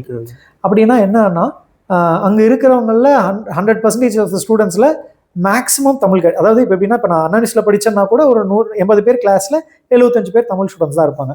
ஸ்கூலில் படித்த 25 பேர் ஸ்டூடெண்ட்ஸில் 25 பேருமே தமிழ் தான், அப்படி தான் இருந்தாங்க. ஆனால் ஐஎம்ஸில் அப்படி கிடையாது. ஐஎம்ஸில் வந்து பார்த்தீங்கன்னா ஒரு 10% தமிழ் ஸ்டூடெண்ட்ஸாக இருப்பாங்க, 10% கேரளா ஸ்டூடெண்ட்ஸாக இருப்பாங்க, 10% ஆந்திரா, 10% கர்நாடகா, ஒரு ரஃப் நம்பர் நான் சொல்கிறேன். அப்போது அங்கே வந்து பார்த்தீங்கன்னா that is the first multi cultural exposure that I had. அப்போ அங்கே போகிறப்ப அங்கே வந்து தமிழ் ஸ்டூடெண்ட்ஸ் கிட்ட மட்டும் இல்லாமல் எல்லா ஸ்டூடெண்ட்ஸ் கிட்டையும் பழகிற ஒரு ஆப்பர்ச்சுனிட்டி எனக்கு கிடைச்சிது. அது ஒரு ஆப்பர்ச்சுனிட்டியாகவும் நான் பார்க்குறேன், ஒரு சேலஞ்சாகவும் பார்க்குறேன். லாங்குவேஜ் பேரியர்ஸ்னால மற்ற ஸ்டூடெண்ட்ஸ் கிட்ட இன்ட்ராக்ட் பண்ணுறதுக்கு அது கொஞ்சம் சேலஞ்சாக இருந்தது. பட் நம்ம பழக அந்த ஒரு பேரியர் உடைய நம்ம வந்து பழக ஆரம்பித்தோம். பட் ஆப்பர்ச்சுனிட்டின்றது என்னன்னா, you will get to meet a lot of other students from other states, other culture. You will get some very good friendships. ஒரு சிங் ஒருத்தர் வந்து உங்களுக்கு ஃப்ரெண்டாக வருவார், ஒரு ஆந்திராலேருந்து ஒரு பையன் வந்து உங்களுக்கு ஃப்ரெண்டாக வருவாங்க, ஒரு ராஜஸ்தான், பிஹார், எங்கே ரேண்டம் ஸ்டேட்ஸ்ல இருந்து. காலேஜ்லேயும் ஃபெஸ்டிவல்ஸுமே பார்த்தீங்கன்னா டிஃப்ரெண்ட் ரிலீஜன், டிஃப்ரெண்ட் ஸ்டேட்ஸுக்கு அங்கே இப்போ ஓணம்லாம் பார்த்தீங்கன்னா நம்ம தமிழ்நாட்டில் செலிப்ரேட் பண்ண முடியும். நான் ஃபஸ்ட் டைம் காலேஜ் போய் தான் ஓணம் செலிப்ரேட் பண்ணேன். ஸோ இந்த மாதிரி பஞ்சாப்ல எல்லாம் அந்த ஹோலி எல்லாம் பார்த்தீங்கன்னா நம்ம காலேஜில் செலிப்ரேட்டே பண்ண மாட்டோம். இந்த மாதிரி ஃபெஸ்டிவல் செலிப்ரேட் பண்ணுறதுக்குமே அது நல்லா இருந்துச்சுப்பா. அது மாதிரி உங்களுக்கு இருந்தது. நீங்கள் சொல்கிறப்ப தான் ஓணம் வந்து அது வந்து கேரளா ஸ்டூடெண்ட்ஸ் மட்டும் இல்லாமல் எல்லாருமே சேர்ந்து செலிப்ரேட் பண்ணோம். அந்த டைமில் வந்து என்னென்னா ஃபாரின் எக்ஸ்சேஞ்ச் ப்ரோக்ராம்னு நடந்தது. அப்போ ஃபாரின் எக்ஸ்சேஞ்ச் ப்ரோக்ராம் அப்படின்றது என்னென்னா, ஒரு செமஸ்டர் நல்லா படிக்கிற ஸ்டூடெண்ட்ஸ் இங்கே இருக்கிறவங்க யூரோப்பில் இருக்க ஏதோ ஒரு இன்ஸ்டியூட்ஸில் போய் படிப்பாங்க. அங்கேருந்து ஒரு சில ஸ்டூடெண்ட்ஸ் வந்து இங்கே வந்து படிப்பாங்க. அப்போ ஒரு செமஸ்டர் வந்து நீங்கள் வந்து உங்கள் காலேஜில் படிக்காமல் நீங்கள் வந்து வெளிநாட்டில் படிப்பீங்க, வெளிநாட்டில் இருக்கிற ஸ்டூடெண்ட்ஸ் இங்கே வந்து படிப்பாங்க. அப்போ அந்த ஓணம் அப்போது அந்த ஃபாரினர்ஸும் அவங்களுமே சேர்ந்து அந்த ஓணம் செலிப்ரேஷன்ஸ் அண்ட் அதர் ஆக்டிவிட்டீஸ்லாம் வருது. ஸோ நல்ல ஒரு மல்டி கல்ச்சரல் எக்ஸ்போஷராக இருக்கும். அண்ட் நான் என்ன சஜஸ்ட் பண்ணுவேன் அப்படின்னா, நம்ம அங்கே போயிட்டு எல்லா டைப் ஆஃப் பீப்புள்கிட்டையும் இன்ட்ராக்ட் பண்ணுறதுக்கு ஒரு நல்ல வாய்ப்பாக இருக்கும். That's an opportunity where you can make friends from other states, other language, other religion. So அதை நல்லா யூட்டிலைஸ் பண்ணிக்கோங்க. Okay sir. ஸோ இதெல்லாம் ஒரு சைடுக்கு அப்புறம் மெயினாக நீங்கள் சொன்ன மாதிரி நீங்கள் ஒய்எம்பிஏ நம்ம ஒரு நல்ல பேக்கேஜ் போகணும் அப்படின்னு தான் போனோம். அப்போ உங்களோட பிளேஸ்மெண்ட்ஸ்லாம் எப்படி இருந்துச்சு கோழிக்கோடில்? அதில் என்ன ஸ்ட்ரகிள் ஃபேஸ் பண்ணீங்க? நீங்கள் என்ன மாதிரி கம்பெனிஸ்லாம் ஒர்க் பண்ணீங்க? அப்புறம் ஆக்சுவலாக வந்து ஐஎம் போகிறப்பே ரிட்டன் எக்ஸாம் மட்டும் ஒன்லி எக்ஸாம் கிடையாது. அதுக்கப்புறம் வந்து இப்போ நம்ம வேட் அண்ட் பிஏன்னு சொல்கிறோம், ரிட்டர்னபிலிட்டி டெஸ்ட் அண்ட் பிஏ. அந்த டைமில் ஜிடிபிஏன்னு இருந்துச்சு, குரூப் டிஸ்கஷன் பர்சனல் இன்டர்வியூ. அப்போ அந்த 2 ரவுண்டையும் நம்ம வந்து ஓரளவுக்கு நல்ல மார்க் வாங்கி போனால் தான் நமக்கு வந்து உள்ளுக்குள்ளே வந்து நம்ம வந்து அட்மிஷன் கிடைக்கும். கரெக்ட். ஆனால் ஒரே ஒரு அட்வான்டேஜ் என்னன்னா, இன்டர்வியூ ப்ராசஸில் GD was not an elimination round. எப்போ ஐஎம்குள்ளே போகிறதுக்கு, ஐஎம் உள்ளே போகிறதுக்கு உங்களுக்கு ஜிடி வந்து நீங்கள் ஜிடியில் போய் எவ்வளோ கம்மியாக நீங்கள் பர்ஃபார்மன்ஸ் பண்ணிங்கனாலுமே அதுக்கு ஒரு மார்க்கை கொடுத்துட்டு அதுக்கு அடுத்து வந்து இன்டர்வியூ கூப்பிட்டு இன்டர்வியூவில் நீங்கள் பர்ஃபார்மன்ஸ்க்கு ஒரு மார்க்கை கொடுத்துட்டு 2ம் சேர்த்து வச்சு தான் ஃபைனல் எவல்யூஷன் பண்ணுவாங்க. ஆனால் ஐஎம் உள்ளே வந்து அப்படி கிடையாது. நீங்கள் வந்து சம்மர் பிளேஸ்மெண்ட்ஸாக இருக்கட்டும், ஃபைனல் பிளேஸ்மெண்ட்ஸாக இருக்கட்டும், உங்களுக்கு ஜிடின்னு கூப்பிட்டாங்கன்னா தட் வில் பி ஒரு எலிமினேஷன் ரவுண்டாக இருக்கும். அப்படின்னா என்னன்னா, உங்களுக்கு ஒரு 300 பேர் இருக்காங்க அப்படின்னா அதில் வந்து லெட்ஸே ஒரு 100 பேர் ஷார்ட் லிஸ்ட் பண்ணுறாங்க அப்படின்னா 10 ஜிடி நடக்குது அப்படின்னா அந்த ஜிடியில் நீங்கள் நல்லா பண்ணலன்னா உங்களை ஷார்ட் லிஸ்ட் பண்ண மாட்டாங்க ஃபர்தர் இன்டர்வியூ ரவுண்ட்ஸ்க்கு. ஸோ அது வந்து ஒரு சேலஞ்சாக இருக்கும் உங்களுக்கு. ஜிடி வந்து இப்போ ஒரு சிலருக்கு வந்து நல்லா பேசுறதுக்கு அந்த ஒரு பழக்கம் இருக்கும். ஸோ அவங்களுக்கு வந்து அந்த ஜிடியில் போய் நல்லா ஒரு பேசி ஈஸியாக ஒரு ஷார்ட் லிஸ்ட் வாங்கிட முடியும். நிறைய பேர் நானும் உட்பட அந்த டைமில் வந்து ரொம்ப ஸ்ட்ரகிள் தான் பண்ணிட்டு இருந்தோம். ஜிடியில் பேசுறதுக்கே ஒரு பெரிய சேலஞ்சாக தான் இருந்தது. ஸோ அப்போ வந்து அந்த ஜிடி கிளியர் பண்ணுறதே ஒரு பெரிய சேலஞ்சாக இருந்தது. அப்போ அந்த டைமில் வந்து இன்னொரு விஷயம் என்ன அப்படின்னா, இப்போ வந்து 300 பேர் வந்து நம்ம வந்து அங்கே காலேஜில் படிச்சுட்டு இருந்தோம். நிறைய ஸ்டூடெண்ட்ஸ் வந்து என்ன ஆவாங்க அப்படின்னா, கம்பெனிஸ் வந்து நீங்கள் அப்ளை பண்ணுவோம் ரிஜெக்ட் ஆகும், அப்ளை பண்ணுவோம் ரிஜெக்ட் ஆகும், அப்ளை பண்ணுவோம் ரிஜெக்ட் ஆகும். ஒரு பாயிண்ட் ஆஃப் டைமில் வந்து ஒரு சின்ன ஒரு ஃப்ரஸ்ட்ரேஷன் ஜோனுக்குள்ளே போயிடுவாங்க. அது எதனால் அப்படின்னா, இப்போ வந்து பார்த்தீங்கன்னா ஒரு ஐஎம்கே மாதிரி ஒரு இடத்துக்கு போகிறீங்கன்னா யூஸ்வலாக நம்ம ஸ்கூலில் படிச்சிருப்போம், நல்லா படிச்சிருப்போம், நல்ல மார்க் வரும். காலேஜில் நல்லா படிச்சிருப்போம், நல்ல மார்க் வரும். கேட் எக்ஸாம் நல்லா பண்ணி உள்ள வரும். அப்போ அங்கெல்லாம் ஃபார்முலா வந்து உங்களுக்கு ஈஸியாக இருந்துச்சு. ஆனால் இன்டர்வியூஸில் அப்படி கிடையாது. ஒரு ஜிடிஸில் வந்து there are multiple factors that come into play. உங்களோட நீங்கள் நல்லா பண்ணாலுமே அந்த இன்டர்வியூ வந்து வேற ஒரு ப்ராஜெக்ட்ல வேற ஒரு கைண்ட் ஆஃப் எக்ஸ்பீரியன்ஸ் எதிர்பார்க்கலாம். நம்ம ரெக்வயர்மெண்ட் ஒரு மாதிரி இருந்திருக்கும். கரெக்ட். அப்போ அந்த ப்ரொஃபைல் பேஸ்டு ஷார்ட் லிஸ்ட்லாம் நடக்கலாம். அப்போ you might have been a fantastic profile but you may not fit there that companies requirement. அதனால ரிஜெக்ஷன்ஸ் நடக்கலாம். அவங்க இல்லை எனக்கு ஃப்ரெஷர் தான் வேணும்னு கேட்கலாம், இல்லை எக்ஸ்பீரியன்ஸ் தான் வேணும்னு கேட்கலாம். ஒவ்வொரு கம்பெனிஸ் இன்டர்ன்ஷிப்ஸ்க்கு நிறைய பேர் வந்து ஃப்ரெஷர்ஸ் ப்ரிஃபர் பண்ணுறாங்க. ஒரு சிலர் வந்து ஃபுல் டைம் ஒர்க் எக்ஸ்பீரியன்ஸ்க்கு வந்து ப்ரிஃபரன்ஸ் கொடுக்குறாங்க ஃபைனல் பிளேஸ்மெண்ட்ஸில். ஸோ அதனால சின்ன சின்ன அந்த வேரியபிள்ஸ் வர ஆரம்பிக்கும். அப்படி இருக்கிற சமயத்தில் அந்த கிவ் அப் மட்டும் பண்ணிடக்கூடாது. இப்போ வந்து பார்த்தீங்கன்னா ஒரு நார்மலாக நம்ம ஒரு கால்குலேஷன் பண்ணலாம். இப்போ 100 பேர் வந்து 100 கம்பெனிஸ் வந்து போயிட்டு இருக்குன்னு வச்சுக்கோங்களேன். ஒரு 300 பேர் எடுக்கிறதுக்கு even if you're median student, நான் வந்து ரொம்ப டாப்பர் கிடையாதுங்க சார், அதே மாதிரி ரொம்ப பாட்டமும் கிடையாது, மிடில் ரேங்க் வாங்குவேன். 100 பேர் கிளாஸில் 50வது ரேங்க் வாங்க. Even if you're middle ranked person, அந்த 100 கம்பெனி ஆன் அன் ஆவரேஜ் வந்து 300 பேர்னா ஒருத்தவங்களுக்கு ஒரு கம்பெனிக்கு 3 பேர் எடுக்கிறாங்கன்னு வச்சுக்கோங்களேன். You need still 50 companies for 150th person to get placed. அப்போ அப்படின்னா என்ன அர்த்தம்னா, you need to go through 49 rejections. அப்போ அந்த ஒரு ரிஜெக்ஷன்ஸை வந்து நம்ம வந்து ஒரு ஹெவியாக எடுத்துக்கக்கூடாது. அப்போ வந்து எபிலிட்டி டு ஹேண்டில் ரிஜெக்ஷன்ஸ் வந்து நம்ம வந்து அந்த இடத்துல கற்றுக்கணும். அது உங்களுக்கு எவ்வளோக்குள்ளோ ஸ்ட்ராங்காக இருக்கோ அவ்வளோக்குள்ளோ வந்து நீங்கள் வந்து இன்டர்வியூஸ் வந்து நீங்கள் வந்து ஃபேஸ் பண்ண ஆரம்பிங்க. And you should not take it personally. நம்ம ஏதோ சரியாக பண்ணலையோ அதனால தான் ரிஜெக்ஷன் பண்ணுறாங்களோ அப்படின்ற மாதிரி இல்லாமல் there are other factors at play. அவங்க ரெக்யர்மெண்ட் வேறு ஏதாவது இருக்கலாம். ஸோ நம்ம அதை புரிஞ்சுக்கிட்டு ரிஜெக்ஷன்ஸை ஹேண்டில் பண்ணுற அந்த ஒரு எபிலிட்டி நம்ம பில்ட் பண்ணிட்டா, சரி இந்த கம்பெனி போயிடுச்சா அடுத்தது அப்ளை பண்ணலாம், அது போயிடுச்சா அதுக்கு அடுத்தது, அந்த மாதிரி பண்ண there will be one company waiting for you that will end up shortlisting you. இது கொஞ்சம் பர்சனல் கொஸ்டின் தான். மெயினாக அந்த லக் ஃபேக்டர் எவ்வளோ அளவுக்கு ஹெல்ப்ஃபுல்லாக இருக்கும் இன்னும் பிளேஸ்மெண்ட்ஸில்? லக் ஃபேக்டர்ன்றது பிளேஸ்மெண்ட்ஸ் மட்டும் இல்லை, நம்ம கேட் ப்ரிப்பேர் பண்ணுறதுலேருந்து அந்த எக்ஸாம் டேலேருந்து பிளேஸ்மெண்ட்லேருந்து, ஸோ அந்த லக்குன்றது எப்படி இந்த ஜேர்னியில் இருக்கும்? லக் ஃபேக்டர்ன்ற வார்த்தை நான் வந்து அது வந்து ரேண்டம்னஸ் ஃபேக்டர்ன்ற வார்த்தை யூஸ் பண்ணுறேன். ரேண்டம்னஸ் ஃபேக்டர் கண்டிப்பாக இருக்குங்க. இப்போ வந்து ரேண்டம்னஸ் ஃபேக்டர் என்ன அப்படின்னா, ஒரு எக்ஸாம்பிளுக்கு சொல்கிறேன். அண்ட் அது வந்து இருக்கவே எங்கேயுமே நம்ம ஜேர்னலில் இருக்கவே இருக்காதுன்னா இனிமேல் எல்லா இடத்துலையும் இருக்கும். அதை தாண்டி வந்து you have to over come the randomness factor and you have to sometimes உங்களுக்கு ஃபேவரபுளாக வரும், சம்டைம்ஸ் அது உங்களுக்கு ஃபேவரபுளாக இல்லாமல் இருக்கலாம். நான் ஒரு சின்ன ஒரு எக்ஸாம்பிள், இப்போ நான் வந்து ஒரு லேட் நைட் பர்சன் வைங்களேன், ஒரு சிலர் ஏர்லி மார்னிங் பர்சனாக இருக்கலாம், நான் வந்து ஒரு லேட் நைட் பர்சனாக இருக்கலாம். அப்போ லேட் நைட் பர்சனாக நான் வந்து எனக்கு வந்து ஒரு கேட் எக்ஸாமில் 3 ஸ்லாட் இருக்குது, ஸ்லாட் 1, ஸ்லாட் 2, ஸ்லாட் 3. அதில் நான் ஸ்லாட் 3ல நான் பெட்டராக பண்ணக்கூடிய ஒரு பர்சனாக கூட இருக்கலாம். ஆனால் எனக்கு வந்து பார்த்தீங்கன்னா ஸ்லாட் 1 வந்துருச்சுன்னு வைங்களேன், ஒரு லேட் நைட் பர்சனாக இருக்கிற எனக்கு 4 மணிக்கு எந்திரிச்சு 5 மணிக்குள்ளே குளிச்சுட்டு இங்கேருந்து 1 hour ட்ராவல் பண்ணி இன்ஸ்டியூட்டுக்கு போய் அங்கே ஒரு சென்டருக்கு போய் அங்கே வந்து க்யூவில் நின்று உள்ளே போய் அட்டன் பண்ணிட்டு early morning I may not be at my productive best. இதே எனக்கு வந்து ஸ்லாட் 3 போட்டாங்க அப்படின்னா நல்லா தூங்கி எழுந்திரிச்சு நல்லா ஃப்ரெஷ்ஷாக நான் போய் ஈவினிங் அட்டன் பண்ணுவேன். அதே மாதிரி இன்னொரு ஸ்டூடெண்ட் வந்து ஸ்லாட் 1ல அவர் வந்து ஏர்லி மார்னிங் பர்சனாக இருப்பார். அவருக்கு வந்து ஸ்லாட் 1 கிடைச்சா சூப்பராக இருக்கும். ஆனால் அவருக்கு வந்து ஸ்லாட் 3 போடுவாங்க. He may not be at is productive best in slot 3. So இந்த ரேண்டம்னஸ் ஃபேக்டர்ஸ் இருக்க தான் செய்யும் கொஞ்சம் சின்ன இது வந்து கேட் எக்ஸாம் போகிற இடத்துல இருந்து சரி, நீங்கள் இன்டர்வியூஸ் போகிறீங்க, இன்டர்வியூஸில் வந்து எவ்வளோ ஐஎம்ஸ் முடிஞ்ச அளவு ட்ரை பண்ணுவாங்க, ஸ்டாண்டர்டைஸ்டாக இருக்க ட்ரை பண்ணுவாங்க. ஆனால் என்னவா இருந்தாலுமே ஒவ்வொரு பேனல்ஸும் இன்னொரு பேனல்ஸ்க்கும் சின்ன சின்ன வேரியேஷன்ஸ் வர்ற மாதிரி இருக்கலாம். நீங்கள் போகிற பேனலில் இருக்கிற ஒரு இன்டர்வியூவர் உங்களை பார்க்குற விதம் வேறு மாதிரி இருக்கலாம், இன்னொரு பேனலில் இருக்கிற இன்டர்வியூவர்ஸ் பார்க்குற விதம் வேறு மாதிரி இருக்கலாம். ஸோ அந்த சின்ன சின்ன ரேண்டம்னஸ் ஃபேக்டர்ஸ் இருக்க தான் செய்யும். அந்த விஷயங்கள் நம்மளால கண்ட்ரோல் பண்ண முடியாது. ஸோ நான் என்ன சஜஸ்ட் பண்ணணும்னா அன்கண்ட்ரோலபிள் வேரியபிள்ஸை விட்டுருங்க.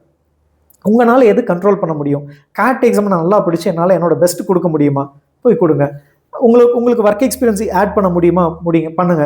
காலேஜ் ஃபைனல் இயர்ல இருக்கீங்களா? அப்போ நான் காலேஜில் வந்து என்னோட ஃபைனல் செமஸ்டர் 2 செமஸ்டர்ஸ் மார்க் ஏற்றி வைக்க முடியும்னு நினைக்கிறீங்களா? அதை பண்ணுங்க. இன்டர்வியூஸ்க்கு ப்ரிப்பரேஷன் இப்போ பண்ணாங்கன்னா கேட் எக்ஸாம் முடிச்சுட்டு கூட நீங்கள் பண்ணிக்கலாம். அப்போ அந்த ப்ரிப்பரேஷன் வந்து அது கொஞ்சம் நான் இன்னும் நல்லா மெட்டிகுலஸாக நான் ஹார்ட் ஒர்க் பண்ணி இன்டர்வியூ ப்ரிப்பரேஷன் பண்ணணும்னு தோணுதா? அதெல்லாம் உங்கள் கையில் இருக்க கண்ட்ரோலபிள் வேரியபிள்ஸ் நீங்கள் நல்லா பண்ணிட்டீங்கன்னா அன்கண்ட்ரோலபிள் வேரியபிள்ஸ் போக தான் செய்யும். நீங்கள் எவ்வளோ ஸ்டெல்லார் ப்ரொஃபைலாக இருந்தாலுமே இன்டர்வியூஸ்னு போயிட்டா ரிஜெக்ஷன்ஸ்ன்றது வரதான் செய்யும். There is not a single person who will get 100% conversion in interviews. ஏகப்பட்ட ரிஜெக்ஷன்ஸ் இருக்கும். ஸோ அந்த ரிஜெக்ஷன்ஸ்னு ஒன்று இருக்கும், ரேண்டம்னஸ் ஃபேக்டர்ஸ்னு ஒன்று இருக்குன்றதை நம்ம புரிஞ்சுக்கிட்டோம் அப்படின்னாலே நம்ம வந்து கிவ் அப் பண்ணாமல் நம்ம இது பண்ணிக்கலாம். இது வந்து எஸ்பெஷலி வந்து பார்த்தீங்கன்னா ஐஎம்ஸில் வந்து ஏன்னா நீங்கள் ஐஎம்ஸில் வந்து நீங்கள் தனியாக நீங்கள் ஜாப் அப்ளை பண்ணிட்டு இருந்தீங்கன்னா கூட உங்களுக்கு அந்த இது பிரச்சனை கிடையாது. ஆனால் ஐஎம்ஸில் போயிட்டு இருக்கப்ப எல்லாரும் கூட இருப்பாங்க. நீங்கள் ஒரு ஃப்ரெண்டை பார்த்துட்டு ஐயோ இந்த பையன் பெருசாக பேச மாட்டானே, இந்த பையன் எப்படி பிளேஸ் ஆக போறான்னு சொல்லிட்டு அவனை பாவம் பார்த்துருப்பீங்க, அந்த பையன் உங்களுக்கு முன்னாடி பிளேஸ் ஆயிருப்பான். ஸோ அப்போ வந்து உங்களுக்கு அந்த ஒரு ஃப்ரஸ்ட்ரேஷன் ஜோனில் இருக்கும். அந்த டைமில் ஒரே விஷயம் என்னன்னா keep அப்ளைங் for companies and don't give up. இருக்கிற ஒவ்வொரு இன்டர்வியூஸ்லும் போய் கிவ் யுவர் பெஸ்ட்டு. உங்களுக்குன்ட்டு உள்ள ஏதோ ஒரு பாசிட்டிவ் இருக்கும், அதனால தான் நீங்கள் அது உள்ளரெல்லாம் அவ்வளோ தூரம் போயிருப்பீங்க. அதை ஒரு கம்பெனி பார்ப்பாங்க, கண்டிப்பாக வந்து உங்களை எடுப்பாங்க. ஸோ அது வந்து ஒரு சிலர் and it's a process. You have to apply n number of companies for you to get 2 shortlist or 3 shortlist. அது n வர்றதுக்கு முன்னாடியே நீங்கள் வந்து கிவ் அப் பண்ணிட்டீங்க அப்படின்னா you are not giving yourself a fair chance. அது வந்து it is true in IIMs as well as அது ஐஎம் முடிச்சுட்டு நீங்கள் போய் ஜாப் அப்ளை பண்ணுறதையும். ஸோ ஒன்ஸ் நீங்கள் வந்து இன்டர்வியூ போயிட்டு அப்புறம் நீங்கள் என்ன மாதிரி கம்பெனிஸ்லாம் ஒர்க் பண்ணீங்க? நீங்கள் 2011 பாஸ் அவுட். நான் வந்து பார்த்தீங்கன்னா காலேஜில் வந்து நான் ஐஎம்ல வந்து நான் சம்மர் இன்டர்ன்ஷிப் கல்கி டெக்னு சொல்லிட்டு ஒரு கம்பெனியில் பிளேஸ் ஆனேன். அந்த கம்பெனிலே எனக்கு ப்ரீ பிளேஸ்மெண்ட் ஆஃபர் கொடுத்துட்டாங்க. ப்ரீ பிளேஸ்மெண்ட் ஆஃபர்னா என்னன்னா இன்டர்ன்ஷிப்பில் நீங்கள் நல்லா பண்ணுறதை பார்த்துட்டு உங்களுக்கு டைரெக்டாக நாங்கள் ஆஃபர் பண்ணுறோம், ஃபைனல்ஸ் நீங்கள் இன்னொரு பிளேஸ்மெண்ட் உட்கார வேணான்ற மாதிரி அவங்களே கொடுத்துட்டாங்க. ஸோ அப்போ அந்த கம்பெனியில் நான் கொஞ்சம் ஒர்க் பண்ணிவிட்டு அதுக்கப்புறம் வந்து அப்ராடில் கொஞ்ச நாள் நான் ஒர்க் பண்ணிருந்தேன். சிங்கப்பூர், யூஎஸ், பிரேசில்லாம் ஒர்க் பண்ணிருந்தேன். அப்புறம் வந்து சின்ன சின்ன ஸ்டார்ட் அப்ஸில் ஒர்க் பண்ணிவிட்டு அப்புறம் 2017 வரைக்கும் ட்ராக்ஷன் அப்படின்ற ஒரு கம்பெனியில் வந்து வைஸ் பிரசிடெண்ட்டாக இருந்தேன். நான் ஆரம்பித்தப்போ ஒரு ஏவிபி ஆரம்பித்து ஒரு 9 மந்த்ஸில் ப்ரொமோட் ஆகிட்டு விபி ஆகிட்டு ஒரு பெரிய அரௌண்ட் 100 பீப்புள் இருக்கிற டிபார்ட்மெண்ட் ஹெட் பண்ணிட்டு இருந்தேன். ஸோ அங்கே அந்த கம்பெனியில் நான் ஒர்க் பண்ணிட்டு இருக்கப்போ தான் என்னோட மேக்ஸ் மேலே இருக்கிற அந்த ஒரு பேஷன் அண்ட் லவ் வந்து திரும்பி ரீகண்டில் பண்ணலாமேன்னு சொல்லிட்டு சும்மா ஒரு ஹாபியாக ஒரு 4 பேருக்கு நான் கேட் எக்ஸாம் டீச் பண்ண ஆரம்பித்தேன்.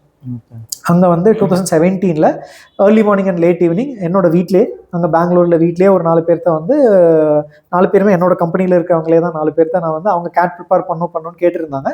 கைடன்ஸ் கொடுக்குறதோட நான் உங்களுக்கு ப்ரிப்பரேஷனே பண்ணேன்னு சொல்லிட்டு மார்னிங் அண்ட் ஈவினிங் 2 hours அந்த மாதிரி வச்சு அந்த லாஸ்ட் ஒரு 4-5 months அவங்களுக்கு ட்ரைனிங் கொடுத்தேன். அதில் வந்து சஞ்சீவ் சர்மான்னு ஒருத்தர் வந்து ஐஎம் லக்னோ போயிடுறாரு. அதே வருஷம் நானும் கேட் எக்ஸாம் எழுதுனதுல 99.90% வாங்குறேன். 99.90% அப்படின்றது 2 லட்சம் பேர் மேலே எழுதின எக்ஸாமில் 200வது ரேங்க். ஸோ அப்படி வாங்கின உடனே கார்பரேட் கரியெல்லாம் குவிட் பண்ணிட்டு என்னோட லாங் டைம் லவான மேக்ஸ் அண்ட் டீச்சிங் பக்கம் நான் வந்துட்டேன். அதுதான் உங்களுக்கு டேர்னிங் பாயிண்ட் மாதிரி. ஆமாம், எனக்கு மேக்ஸ் பக்கம் நான் எப்படியும் வருவேன் அப்படின்றது எனக்கு அப்பயே தெரியும். எனக்கு 2008 நான் என்னோட கேட் ப்ரிப்பரேஷன் பண்ணிட்டு என்னோட அந்த நோட்ஸு, என்னோட மெட்டீரியல்ஸ், என்னோட ப்ரிப்பரேஷன் எல்லாமே தூக்கி போடுறது கூட எனக்கு மனசு வரல. எப்படியும் இந்த பக்கம் நம்ம திரும்பி என்னைக்காவது நாள் வருவோம் அப்படின்னு சொல்லிட்டு அந்த என்னோட 2006 8 வரைக்கும் நான் ப்ரிப்பேர் பண்ண அந்த நோட்ஸ்லேருந்து எல்லாமே நான் பத்திரமா சேவ் பண்ணி வச்சிருந்தேன். ஸோ 2017 என்னோட ஸ்டார்டிங் அது ஒரு வருஷம் அவங்களுக்கு அங்கே டீச் பண்ணி பார்த்தேன். So us to test if I mean good touch. அது பண்ணி பார்த்ததுல நல்ல ஒரு ஸ்கோர் 3 செக்ஷன்ஸ்லையும் வந்ததுனால ப்ளஸ் நான் டீச் பண்ணுற ஸ்டூடெண்ட்டுமே ஐஎம் போன ஆரம்பிச்சதுக்கப்புறம் அப்போ இருந்து ப்ரொஃபஷனலாக ஃபுல் டைம் பண்ண ஆரம்பிச்சிட்டேன். இப்போ எனக்கு 9th பேட்ச் போயிட்டுருக்கு. இன்னொரு 2-3 monthஸில் 2026 கேட்டுக்குமே 10th பேட்ச் வந்து ஆரம்பிக்க போகிறேன் நான். ஸோ இது நான் மெயினாக பண்ணுறது காரணம் எனக்கு மேக்ஸ் பிடிக்கும், டீச்சிங் பிடிக்கும் அப்படின்றதுனால இதை நான் பண்ணுறேன்.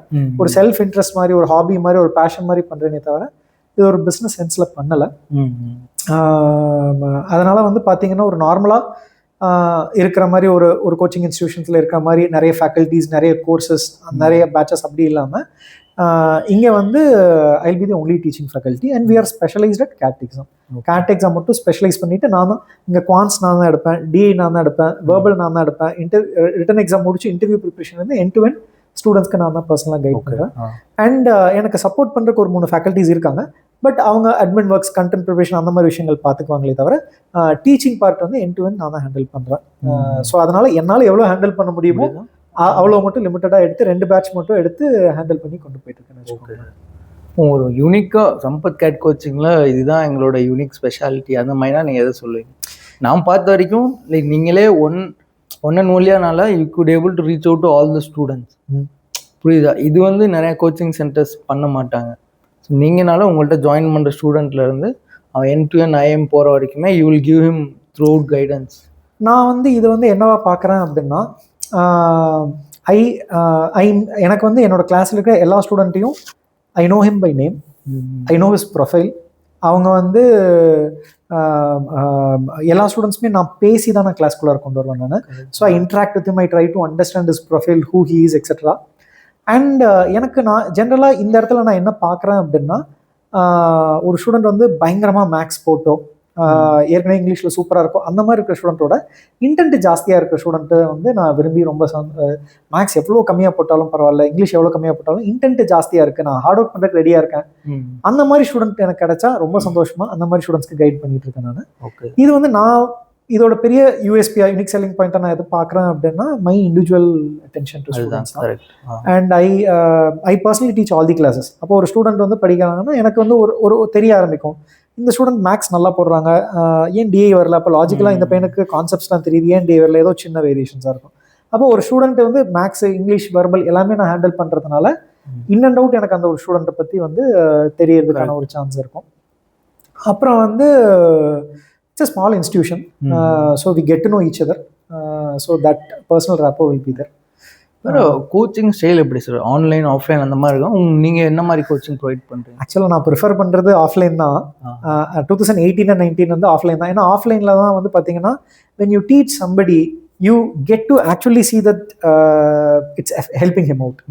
ஆன்லைன் வந்து ஸ்டூடெண்ட்டாக அவங்க சைட்லேருந்து எஃபர்ட்ஸ் போட்டு படிக்கிற ஸ்டூடெண்ட்ஸ்க்கு நல்ல பெனிஃபிட் இருக்கும்.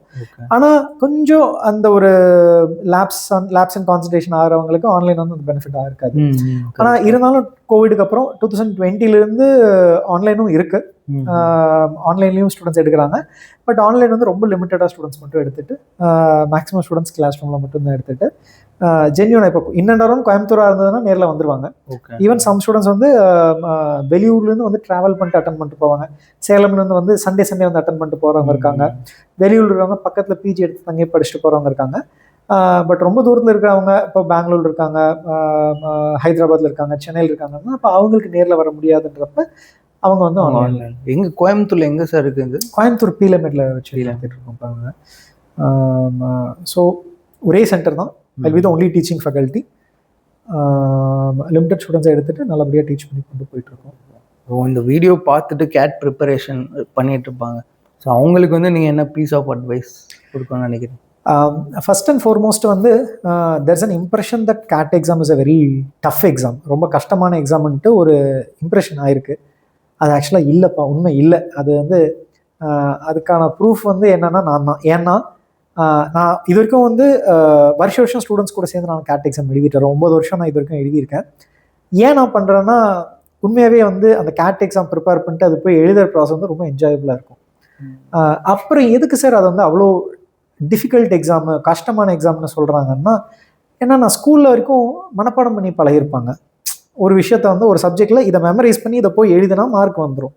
அப்போ அந்த மாதிரி பண்ணிட்டு இருக்கிற ஸ்டூடெண்ட்டை கூப்பிட்டு வச்சு நீ இதை வந்து யோசிச்சாதான் அந்த லாஜிக்கலாக நீ யோசிச்சாதான் உனக்கு இங்கே மார்க் வரும்ன்றப்ப அந்த ஒரு பேரியர் இருக்கிறதுனால தான் இது கஷ்டமான எக்ஸாம்னு சொல்கிறாங்க. ஆனால் கேட் எக்ஸாம் வந்து அந்த ஒரு மிஸ் அண்டர்ஸ்டாண்டிங் தான் அதுக்கு.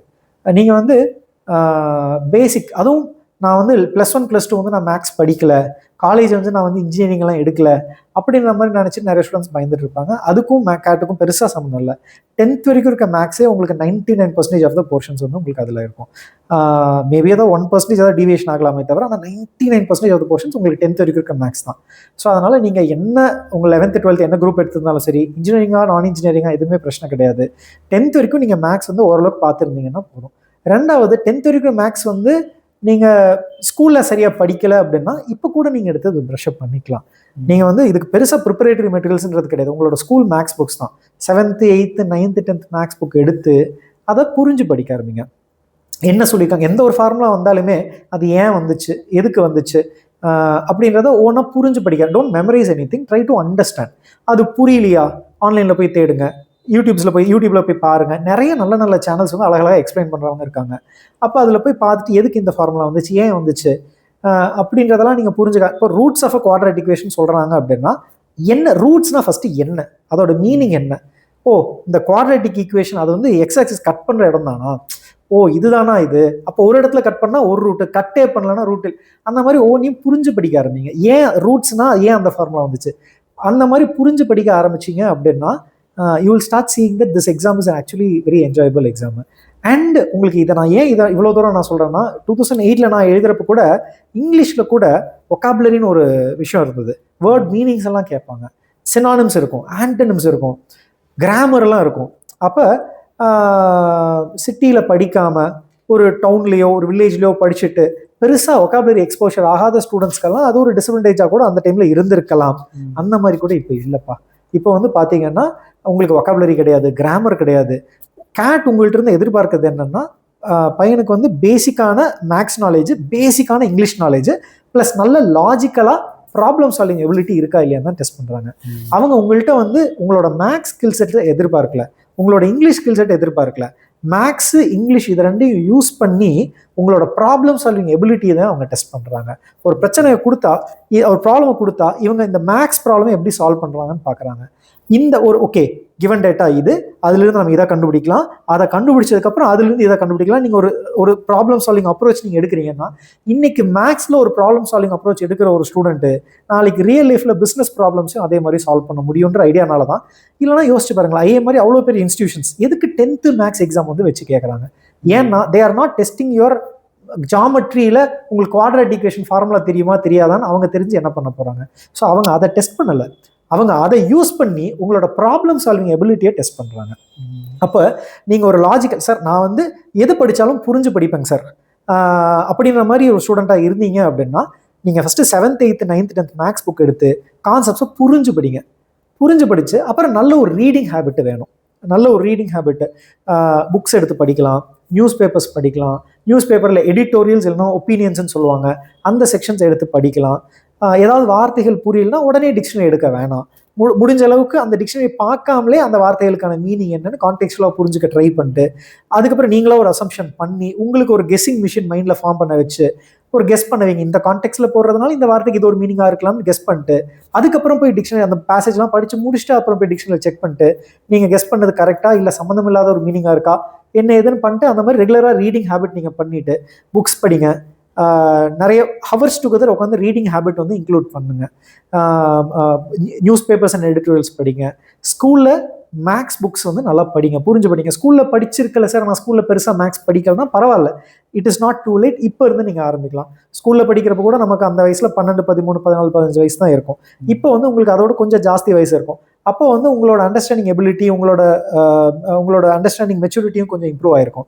இப்போ நீங்கள் எடுத்து போய் அதை புரிஞ்சு படிக்க ட்ரை பண்ணீங்கன்னா, இவ்வளோதான் கான்செப்டா, இதை தான் நான் ஸ்கூலில் அவ்வளோ பயந்துட்டேனா அப்படின்றத நீங்கள் வந்து பண்ண ஆரம்பிப்பீங்க.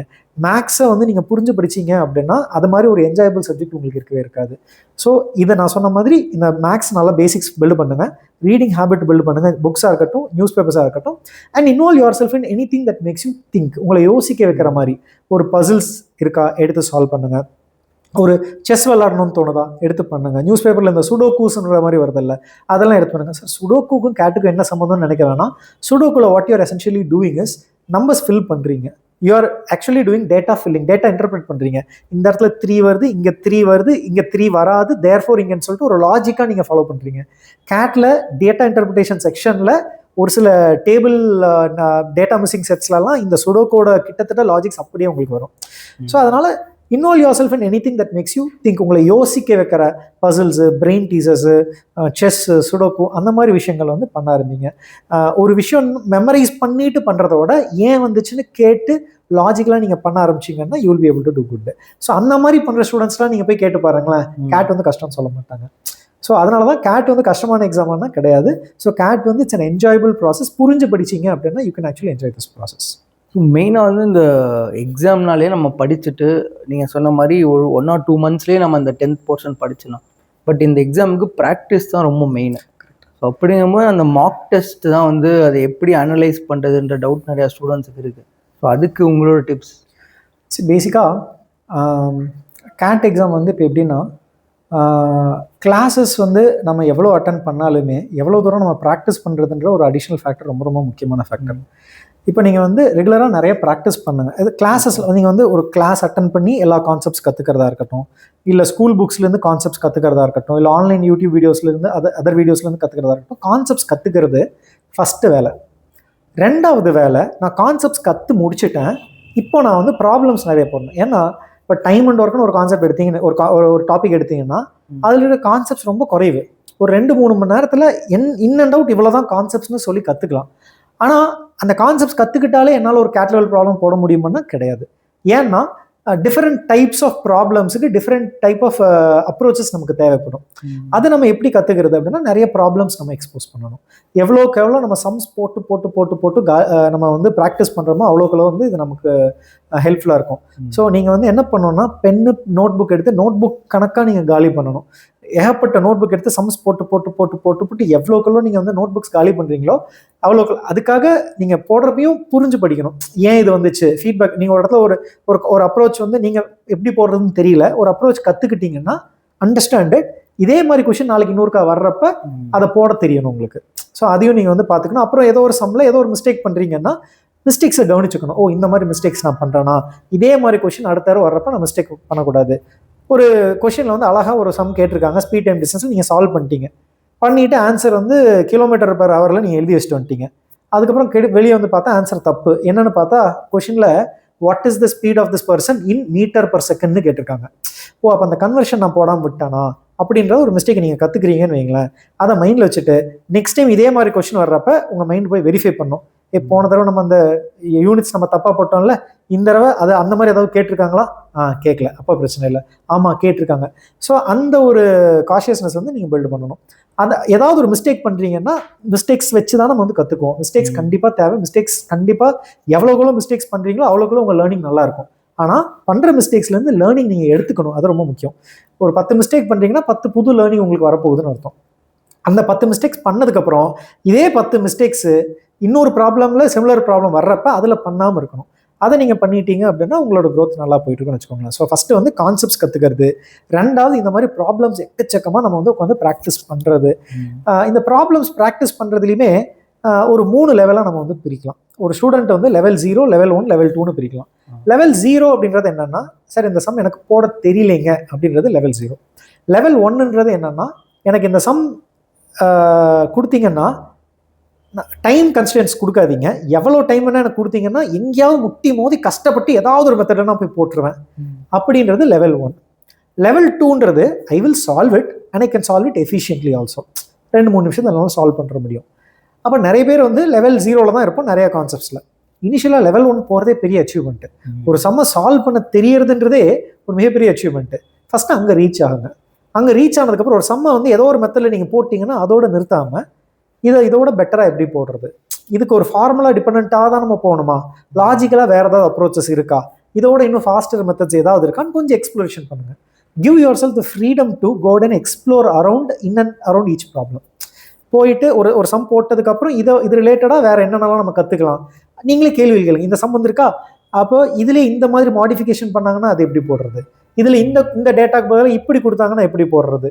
ஸோ அந்த மாதிரி கேள்விகள் கேட்டு அதெல்லாம் கற்றுக்க ஆரம்பிங்க. ஸோ இஃப் யூ ஒரு சம் வந்தால் அதை மட்டும் சால்வ் பண்ணுறது இல்லாமல் இதை இன்னும் பெட்டர் மெத்தடில் எப்படி போடுறது, இதை இப்படி மாடிஃபை பண்ணால் எப்படி போடுறது, அந்த மாதிரி உங்களோட லேர்னிங் வந்து நீங்கள் இன்னும் கொஞ்சம் வைடன் பண்ணீங்க அப்படின்னா உங்கள் ப்ராக்டிஸ் நல்லாயிருக்கும். இது ரெண்டாவது விஷயம், ப்ராக்டிஸ். Sums practice. இது சம்ஸ் ப்ராக்டிஸ் பண்ணுறப்ப நீங்கள் டைமே பார்க்கக்கூடாது. எவ்வளோ டைம் நீங்கள் எடுத்துக்கிட்டாலும் குவாலிட்டியாக நீங்கள் வந்து படிச்சிங்கன்னா போதும். நீங்கள் வந்து ஒரு சம், சார் நான் அரை மணி நேரமாக ஒரு சம் தான் போட்டிருக்கேன், 1 மணி நேரமாக 2 மணி நேரமாக ஒரு சம் தான் போட்டிருக்கேன், அந்த ஒரு சம்மை இன்னும் நேரம் நல்லா குவாலிட்டியாக போடுறீங்களா, அதை பற்றி நீங்கள் தெரிஞ்சுக்க வேண்டிய விஷயங்களை கான்செப்ட்ஸ் போய் ப்ரஷ் அப் நல்லா கற்றுக்கிறீங்களா, அது பண்ணீங்கன்னா நீங்கள் அந்த கில்ட்டியாக ஃபீல் பண்ணாதீங்க. நிறைய டைம் எடுத்துக்கிறேன். இனிஷியல் டேஸில் அந்த டைம் தேவை நமக்கு. போக போக தானாக இதே சம்ம இன்னும் ஒரு 3 மாதம் கழிச்சு நீங்கள் 2 நிமிஷத்தில் போடுவீங்க. அந்த 2 நிமிஷத்தில் நீங்கள் போடுறது ஏன் தெரியுமா, இன்னைக்கு இந்த சம்ம நீங்கள் 2 மணி நேரம் நீங்கள் டைம் எடுத்து நீங்கள் அந்த ஃபவுண்டேஷன் பில்டு பண்ணதுனால தான். ஸோ ஃபஸ்ட்டு விஷயம் வந்து என்னென்னா நான் சொன்ன மாதிரி கான்செப்ட். செகண்ட் விஷயம் ப்ராக்டிஸ் பண்ணுறது. மூணாவது விஷயம் வந்து ஃபுல் லென்த் டெஸ்ட் நீங்கள் எடுத்தாகணும். ஏன் ஃபுல் லென்த் டெஸ்ட் எடுத்தாகணும்னா, கான்செப்ட் எவ்வளோக்குள்ளோ எனக்கு நல்லா எல்லா கான்செப்ட் எல்லாமே எனக்கு நல்லா தெரிஞ்சாலுமே டெஸ்ட்டு பெர்ஃபார்மன்ஸ் அப்படின்றது ஒரு முக்கியமான விஷயம் இருக்குது. டெஸ்ட் பெர்ஃபார்மன்ஸுன்றது என்ன அப்படின்னா, இப்போ ஒரு 22 கொஷின் இருக்குது குவான்ஸ் அப்படின்னா, எல்லா கொஷினுக்கும் நமக்கு வந்து ஒரே மார்க் தான், 3 மார்க் தான் கொடுக்க போகிறாங்க. அப்படி இருக்கிறப்ப எது புத்திசாலித்தனம் அப்படின்னா, இருக்கிறதுல ஈஸியான கொஷின்ஸ் எடுத்து அதை போட்டு விடுறது, சீக்கிரமாக டக்கு டக்குன்னு மார்க்ஸ் ஹேண்டில் பண்ணுறது தான் இது. ஆனால் நிறைய பேர் அது பண்ணுறப்ப நமக்கு இனிஷியல் டேஸில் அது நமக்கு தெரியாது இல்லையா. அப்போ என்ன பண்ணுவோம், நம்ம வந்து ஃபஸ்ட்டு ஒரு கொஷின் வருதா, இதை எப்படியாவது ஏன்னா நீங்கள் வெளியே ப்ராக்டிஸ் டைமில் ஒரு சம் எடுத்து நான் சால்வ் பண்ணாமல் அடுத்த சம் போக மாட்டேன்னு சொல்கிறது ரொம்ப நல்ல விஷயம். ஆனால் அந்த விஷயத்த, அந்த ஒரு ஈகோ ஃபேக்டர் நம்ம வெளியே வச்சுக்கிட்டா நல்லது, நமக்கு லேர்னிங் இன்க்ரீஸ் ஆகும். ஆனால் எக்ஸாம்குள்ளே நம்ம வச்சிட்டோம் அப்படின்னா ஒரு சம்மில் மாட்டி, அந்த எக்ஸாமில் வந்து you should know when to skip a question, when not to attend a question. First ஒரு சம் வந்து ரொம்ப லென்த்தியாக இருக்குது, இல்லை வந்து டைம் கன்சூமிங்காக இருக்குது, இல்லை கொஞ்சம் மேனுவலாக போட வேண்டி இருக்குது அப்படின்னா அந்த கொஷினை நீங்கள் ஃபர்ஸ்ட் ரவுண்டில் போடாமல் ஸ்கிப் பண்ணிவிட்டு ஈஸியான கொஷின்ஸ் எடுத்து போடுற மாதிரி இருக்கும். கரெக்டு தான், அது ரொம்ப மேஜர் ஃபேக்டர். ஏன்னா நான் ஃபஸ்ட் அட்டம்ப்டில் ரொம்ப டிராஸ்டிக்காக எனக்கு வந்து குவான்ட்டில் மார்க் பண்ணது இதுதான். ஸோ எனக்கு டைம் சம் இருக்கும்ல, ஸோ அது ரொம்ப இன்ட்ரெஸ்ட்னால ஒரு சம் வந்தோடனே நம்ம பாட்டு சால்வ் பண்ணிகிட்டே இருந்தேன். பார்த்தா 7 மினிட்ஸ் ஆயிடுச்சு. அந்த சம்மும் தப்பு ஃபைனலாக பார்த்தா. ஸோ அதுக்கப்புறம் டைம் ப்ரெஷர் ஆகி லாஸ்ட் 5 to 10 மினிட்ஸ் தான் இருக்குது. நம்ம ஐயோ என்ன 4 சம் தான் போட்டிருக்கோன்ட்டு அவசரத்தில் நிறையா சம் போட்டு அதில் நிறையா நெகட்டிவ்ஸ் ஆயிடுச்சு. ஸோ நீங்கள் சொன்ன மாதிரி டைம் மேனேஜ்மெண்ட் நமக்கு முக்கியமான ஒரு factor. Time management, question choose பண்ணுறது ரொம்ப முக்கியமான ஃபேக்டர். குவான்ஸ்லேயும் முக்கியம், டிஏல ரொம்ப ரொம்ப முக்கியம். கரெக்டான செட் நம்ம சூஸ் பண்ணோம். அப்புறம் அட்டென்ஷன் டு டீட்டெயில்ஸ். டிஏல வந்து ஒன்று கொடுத்துருக்காங்க அப்படின்னா, A sitting left to B அப்படின்றது வேற, A sitting immediately left to B அப்படின்றது வேற. அந்த மாதிரி சின்ன சின்ன விஷயங்கள்லாம் இருக்குது. ஸோ அந்த சின்ன அதில் ஏதாவது இடத்துல நம்ம தப்பான ஒரு அசம்ஷன் எடுத்துட்டோம் அப்படின்னா, குவான்ஸில் மிஸ்டேக் ஆனால் பரவாயில்ல, ஒரு 3 மார்க் கொஸ்டினோட போகும், ஒரு 5 நிமிஷம் மிஞ்சி போனால் வேஸ்ட் ஆகும். ஆனால் டிஏல மட்டும் அட்டென்ஷன் டு டீடைல்ஸ் நம்ம மிஸ் பண்ணிட்டோம்னா அந்த ஒரு entire set and lot of time will be missed up. அதனால நெகட்டிவ் 4-5 சம்னா -5 ஆயிரும். ஆமாம், அது மைனஸ் ஆகிடும். ரெண்டாவது உங்களுக்கு அதை சால்வ் பண்ண முடியாது, உங்களால் ப்ரொசீடும் பண்ண முடியாமல் நடுவில் மாட்டிக்குவீங்க. ஸோ அதனால் அட்டென்ஷன் டு டீடைல்ஸ் வந்து டிஏ பொறுத்த வரைக்கும் ஒரு தடவைக்கு நீங்கள் 2 தடவை ப்ராப்பராக நம்ம கொஷின் கரெக்டாக படிக்கிறோமான்னு நீங்கள் எடுத்துக்கலாம் வேணா. குவான்ஸ் பொறுத்த வரைக்கும் கூட அந்த ஒரு சின்ன ஒரு பஃபர் உங்களுக்கு இருக்கும். ஒரு 1 or 2 கொஷின் மிஸ்டேக் ஆனால் கூட நீங்கள் நிறைய கொஷின்ஸ் அட்டன் பண்ணுறப்ப உங்களுக்கு சிக்னிஃபிகண்ட்டாக வந்து பாதிக்காது. பட் இருந்தாலும் கெஸ் பண்ணாதீங்க, ஏன்னா கொஷின்ஸ் வந்து உங்களுக்கு நெகட்டிவ் மார்க்ஸ் கேரியாக இருக்கு இல்லையா. ஸோ அதனால் உங்களுக்கு அதை ப்ராப்பராக சால்வ் பண்ணி நீங்கள் வந்து போடுற மாதிரி நீங்கள் வந்து பார்க்கணும். மெயினாக என் வீடியோஸ் கொஞ்சம் பேரண்ட்ஸும் பார்ப்பாங்க. ஸோ நீங்கள் பேரண்ட்ஸுக்கு ஏதாவது அட்வைஸ் டிப்ஸ் கொடுக்கணும்னு நினைக்கிறீங்க? இல்லை மோஸ்ட்லி பேரண்ட்ஸ் அவங்க நினைக்கிறேன்னா இந்த மாதிரி ஹை ஃபீஸாக இருக்குது, that will be the major. இது அதுக்கப்புறம் பார்த்தீங்கன்னா எப்படி நம்ம பையனை வந்து வேறு ஸ்டேட்டுக்கெல்லாம் அனுப்பிச்சு படிக்க வைக்கிறது, அது செகண்ட் ஃபியராக இருக்கும். ஸோ இந்த மாதிரி பேரண்ட்ஸுக்கும் என்னதான் இவ்வளோ ஆப்பர்ச்சுனிட்டிஸ் இருந்தாலும் அவங்களுக்கு ஏதாவது ஒன்று மனசுக்குள்ள வச்சுருப்பாங்க, அவங்களுக்கு ஏதாவது நீங்கள் அட்வைஸ், பீஸ் ஆஃப் டிப்ஸ்? 2 விஷயம் இருக்குது இதில். வந்து ஒன்று வந்து பார்த்தீங்கன்னா ஃபீஸ் அப்படின்றது ஒன்று இருக்குது, இன்னொன்று வந்து ரிட்டர்ன் ஆன் இன்வெஸ்ட்மெண்ட்னு ஒன்று இருக்குது. ரிட்டர்ன் ஆன் இன்வெஸ்ட்மெண்ட் அப்படின்றது என்னன்னா, நான் ஒரு இடத்துல எனக்கு வந்து இந்த காலேஜில் எனக்கு ஃபீஸ் கம்மியாக இருக்குது, ஒரு எக்ஸாம்பிளுக்கு சொல்கிறேன், 8 யூனிட்ஸ் தான் இருக்குது, இந்த காலேஜில் எனக்கு 20 யூனிட்ஸ் இருக்கே அப்படின்ற மாதிரி நம்ம நினைக்கிறதுக்கு பதிலாக அந்த 8 யூனிட்ஸ் கொடுக்கறதுக்கு எனக்கு என்ன ரிட்டர்ன் கிடைக்குது, இந்த இடத்துல 20 யூனிட்ஸ் கொடுக்குறப்ப எனக்கு என்ன ரிட்டர்ன் கிடைக்குது, அதை நம்ம கம்பேர் பண்ணி பார்க்கணும். ஸோ ஐஎம்ஸ் வந்து பார்த்தீங்கன்னா ஜென்ரலாக ஐஎம்ஸில் நிறைய காலேஜஸ், எம்பிஏ காலேஜஸ் வந்து ஃபீஸ் வந்து ஜாஸ்தியாக இருக்குது. ஏன்னா அதுக்கான அந்த குவாலிட்டி ஆஃப் எஜுகேஷன் உங்களுக்கு அந்த மாதிரி இருக்கும். உங்களுக்கு அந்த ஃபேக்கல்ட்டிலேருந்து, அந்த இன்ஃப்ராஸ்ட்ரக்சர்லேருந்து, உங்களுக்கு அந்த எக்ஸ்போஷர்ஸ்லேருந்து எல்லாமே உங்களுக்கு இருக்கும். ஸோ நீங்கள் வந்து என்ன செலவாகுது அப்படின்றத மட்டும் பார்க்காம இந்த முதல் நான் பண்ணுறதுனால எனக்கு என்ன ரிட்டர்ன் கிடைக்குது அப்படின்றது நீங்கள் பார்க்கணும். அப்படி பார்க்குறப்ப உங்களுக்கு வந்து த return on investment is significantly higher in IEMs. ரெண்டாவது, வெளிநாடு வெளி ஸ்டேட்டு அப்படின்றத நீங்கள் யோசிக்காதீங்க. நல்ல காலேஜ் படிக்கிறாங்களான்னு பாருங்கள். எந்த எந்த காலேஜில் படிக்கிறாங்க அப்படின்றத பாருங்கள். நீங்கள் உள்ளூரில் இருந்துட்டு ஒரு கம்மியான காலேஜ் படிக்கிறதுக்கு பதிலாக வெளியூரில் ஒரு ரொம்ப நல்ல காலேஜில் படிக்கிறது உங்களோட பையனோ பொண்ணோட லைஃப்க்கு வந்து ஃப்யூச்சருக்கு வந்து நாளைக்கு வந்து நாளைக்கு அவங்க முடிச்சுட்டு வெளியே வர்றப்ப அவங்க ப்ரொஃபைல் நல்லாயிருக்கும். அந்த ஒரு ஐஎம்ல படிச்சிங்களா நீங்கன்ட்டு அந்த ஐஎம் டேகோட அவங்க வெளியே வர்றப்ப அவங்களுக்கு கான்ஃபிடென்ட்டாக இருக்கும். அவங்களுக்கு வந்து மற்ற நாளைக்கு ஒரு ஜாப் அப்ளிகேஷனாக இருக்கட்டும், மற்ற விஷயங்கள் எல்லா விஷயங்களுக்கும் வந்து ஒரு நல்ல ஒரு புஷ் இருக்கும் அவங்களுக்கு ஒரு கரியரில். நிறைய பேர்த்துக்கு யூஜிலேயே நல்ல காலேஜ் கிடைக்குன்ற அவசியம் இல்லை. நிறைய பேர் யூஜியில் வந்து ஒரு நல்ல டேக் விட்டுருப்பாங்க, நான் நார்மல் காலேஜில் தாங்க சார் படித்தேன், அதனால் எனக்கு பெருசாக எனக்கு ஜாப் ஆப்பர்ச்சுனிட்டிஸ் கிடைக்க மாட்டேங்குது. அப்போ நான் எனக்கு ஒரு நல்ல ஒரு காலேஜ் டேக் இருந்ததுன்னா ஒரு நிறைய ஆப்பர்ச்சுனிட்டிஸ் எனக்கு ஓப்பன் அப் ஆகும் அப்படின்னு விரும்புகிற ஸ்டூடெண்ட்ஸுக்கு இந்த மாதிரி ஒரு நல்ல ஐஎம்ஸ். ஸோ என்னுடைய சஜஷன் என்னவாக இருக்கும்னா, எந்த ஊரில் படிக்கிறாங்க அப்படின்றத விட எந்த ஐஎம்ல படிக்கிறாங்க அவர் எந்த காலேஜில் படிக்கிறாங்கன்றது முக்கியமான ஃபேக்டர். நல்ல காலேஜில் படிக்கிறாங்க அப்படின்ற மாதிரி இருந்ததுன்னா தென் அவங்கள வந்து படிக்க விடுறது இஸ் பெட்டர். அதே மாதிரி பேரண்ட்ஸ்க்கு என்னோட சைடில் நான் என்ன சஜஸ்ட் பண்ணுவேன் அப்படின்னா, ஒரு சில பேரண்ட்ஸ் வந்து ஹெசிடேட் பண்ணுறாங்க. ரெண்டு எண்ட் ஆஃப் தி ஸ்பெக்ட்ரம் இருக்குது. ஒரு எண்டில் வந்து பேரண்ட்ஸ் வந்து ஹெசிடேட் பண்ணுறாங்க, வெளியூர் அந்த ஊரில் போய் எதுக்கு ஐஎம் படிச்சுட்டு உள்ளூர்லேயே படிக்க வைக்கலான்ட்டு. அதுவும் வேணாம நல்ல ஐஎம் கிடைச்சதுன்னா ஸ்டூடெண்ட் போக விடுங்க அப்படின்ட்டு. இன்னொரு எண்ட் ஆஃப் த ஸ்பெக்ட்ரம்ல என்ன பண்ணுவாங்க அப்படின்னா, ஸ்டூடெண்ட்ஸ்க்கு இன்ட்ரெஸ்ட் இல்லாமல் இருக்கலாம், பேரண்ட்ஸ் சைடில் வந்து அவங்க வந்து கொஞ்சம் ஃபோர்ஸ் பண்ணுற மாதிரி இருக்கலாம். ஸோ அந்த பேரண்ட்ஸ்க்கும் அந்த மாதிரி இருக்கிற பேரண்ட்ஸ்க்கும் நான் என்ன சஜஸ்ட் பண்ணுவேன்னா, ஸ்டூடெண்ட்டை வந்து பேசுங்க, உங்கள் சன் ஆர் டாட்டர்கிட்ட உட்காந்து பேசுங்க, அவங்களுக்கு என்ன வேணும்னு கேளுங்க. அவங்களுக்கு கேட் படிக்கிறதுக்கு இன்ட்ரெஸ்ட் இருந்ததுன்னா அதை படிக்க சொல்லுங்கள். ஜிமேட் படிக்க இன்ட்ரெஸ்ட்டாக இருக்கலாம், ஜிஆர்இ படிக்கிறது இன்ட்ரெஸ்ட்டாக இருக்கலாம், வேலைக்கு போகிறது இன்ட்ரெஸ்ட்டாக இருக்கலாம், யூபிஎஸ்சி எக்ஸாம் எடுத்து இன்ட்ரெஸ்ட்டாக இருக்கலாம். அவங்களுக்கு என்ன இன்ட்ரெஸ்ட்னு அவங்கள்ட்ட கேளுங்க. எந்த லைன் வேணால் நீ எடுக்கலாம்ப்பா, ஆனால் எடுக்கிற லைனில் ஹார்ட் ஒர்க் நல்லா பண்ணி மேலவான்னு சொல்லிட்டு அந்த மாதிரி ஒரு சொன்னீங்கன்னா அந்த பையனுமே அதில் வந்து கொஞ்சம் நல்ல இன்ட்ரெஸ்டோட போய் பண்ணுவான், எஃபர்ட்ஸ் போடுவான். அந்த மாதிரி எஃபர்ட்ஸ் போட்டு பண்ணுறது ஜென்ரலாக வேஸ்ட் ஆகாது. கரெக்டு தான். ஏன்னா இந்த ஜேர்னியில் இப்போ இந்த கேட் ப்ரிப்பேர் பண்ணி ஐஎம்லாம் போகணுன்றது நானாக சூஸ் பண்ணிக்கிட்டே தான். கரெக்ட். எங்கள் வீட்டிலலாம் பார்த்தீங்கன்னா ஒர்க் போ இந்த டயத்தில் நீ மேரேஜ் பண்ணியிருக்கணும் அப்படி தான் சொல்லுவாங்க. பட் அவங்க வந்து இந்த மாதிரி நீ ஐஎம் படின்னு சொல்லி ஃபோர்ஸ் பண்ணியிருந்தா கண்டிப்பாக நான் பண்ணியிருக்க மாட்டேன். அது ஸ்டூடெண்ட்டாக அவங்களா விரும்பி வர்றப்ப you will B surprise to see how much efforts they are putting in. Parents வந்து சொல்கிறப்ப சூப்பரிஷியலாக சொல்லிட்டு போயிட முடியும். பட் ஆனால் அந்த ஸ்டூடெண்ட்டை படிக்க வைக்கிறது வந்து ரொம்ப கஷ்டம். ஆனால் அவங்களா விரும்பி வந்தாங்கன்னு வைங்களேன், நீங்கள் எதிர்பார்க்க ஹார்ட் ஒர்க் கூட அவங்க வந்து எக்ஸ்ட்ரா பண்ணுவாங்க. ஸோ அதனால் நான் என்னோட ரெக்கமெண்டேஷன் என்ன அப்படின்னா, ஸ்டூடெண்ட்ஸ்கிட்ட பேசுங்க, அப்பா மகள் வந்து சன் அண்ட் டாட்டர்கிட்ட பேசுங்க, அவங்களுக்கு என்ன லைன் வேணும்னு கேளுங்க. அவங்களுக்கு அவங்க வந்து ஆஸ் லாங் அண்ட் இப்போல்லாம் எனக்கு இந்த ஆம்பிஷன் வேணும், இந்த லைன் வேணும்னு கேட்குறதே வந்து it's a thing to appreciate. அப்போ அந்த மாதிரி கேட்குறாங்களோ அவங்கள்ட்ட உட்காந்து அதை அப்ரிஷியேட் பண்ணி நீ என்ன வேணால் பண்ணு, ஆனால் அதில் உன் பெஸ்ட் எஃபர்ட்ஸ் கொடு அப்படின்னு சொல்லிட்டு இது பண்ணுங்க.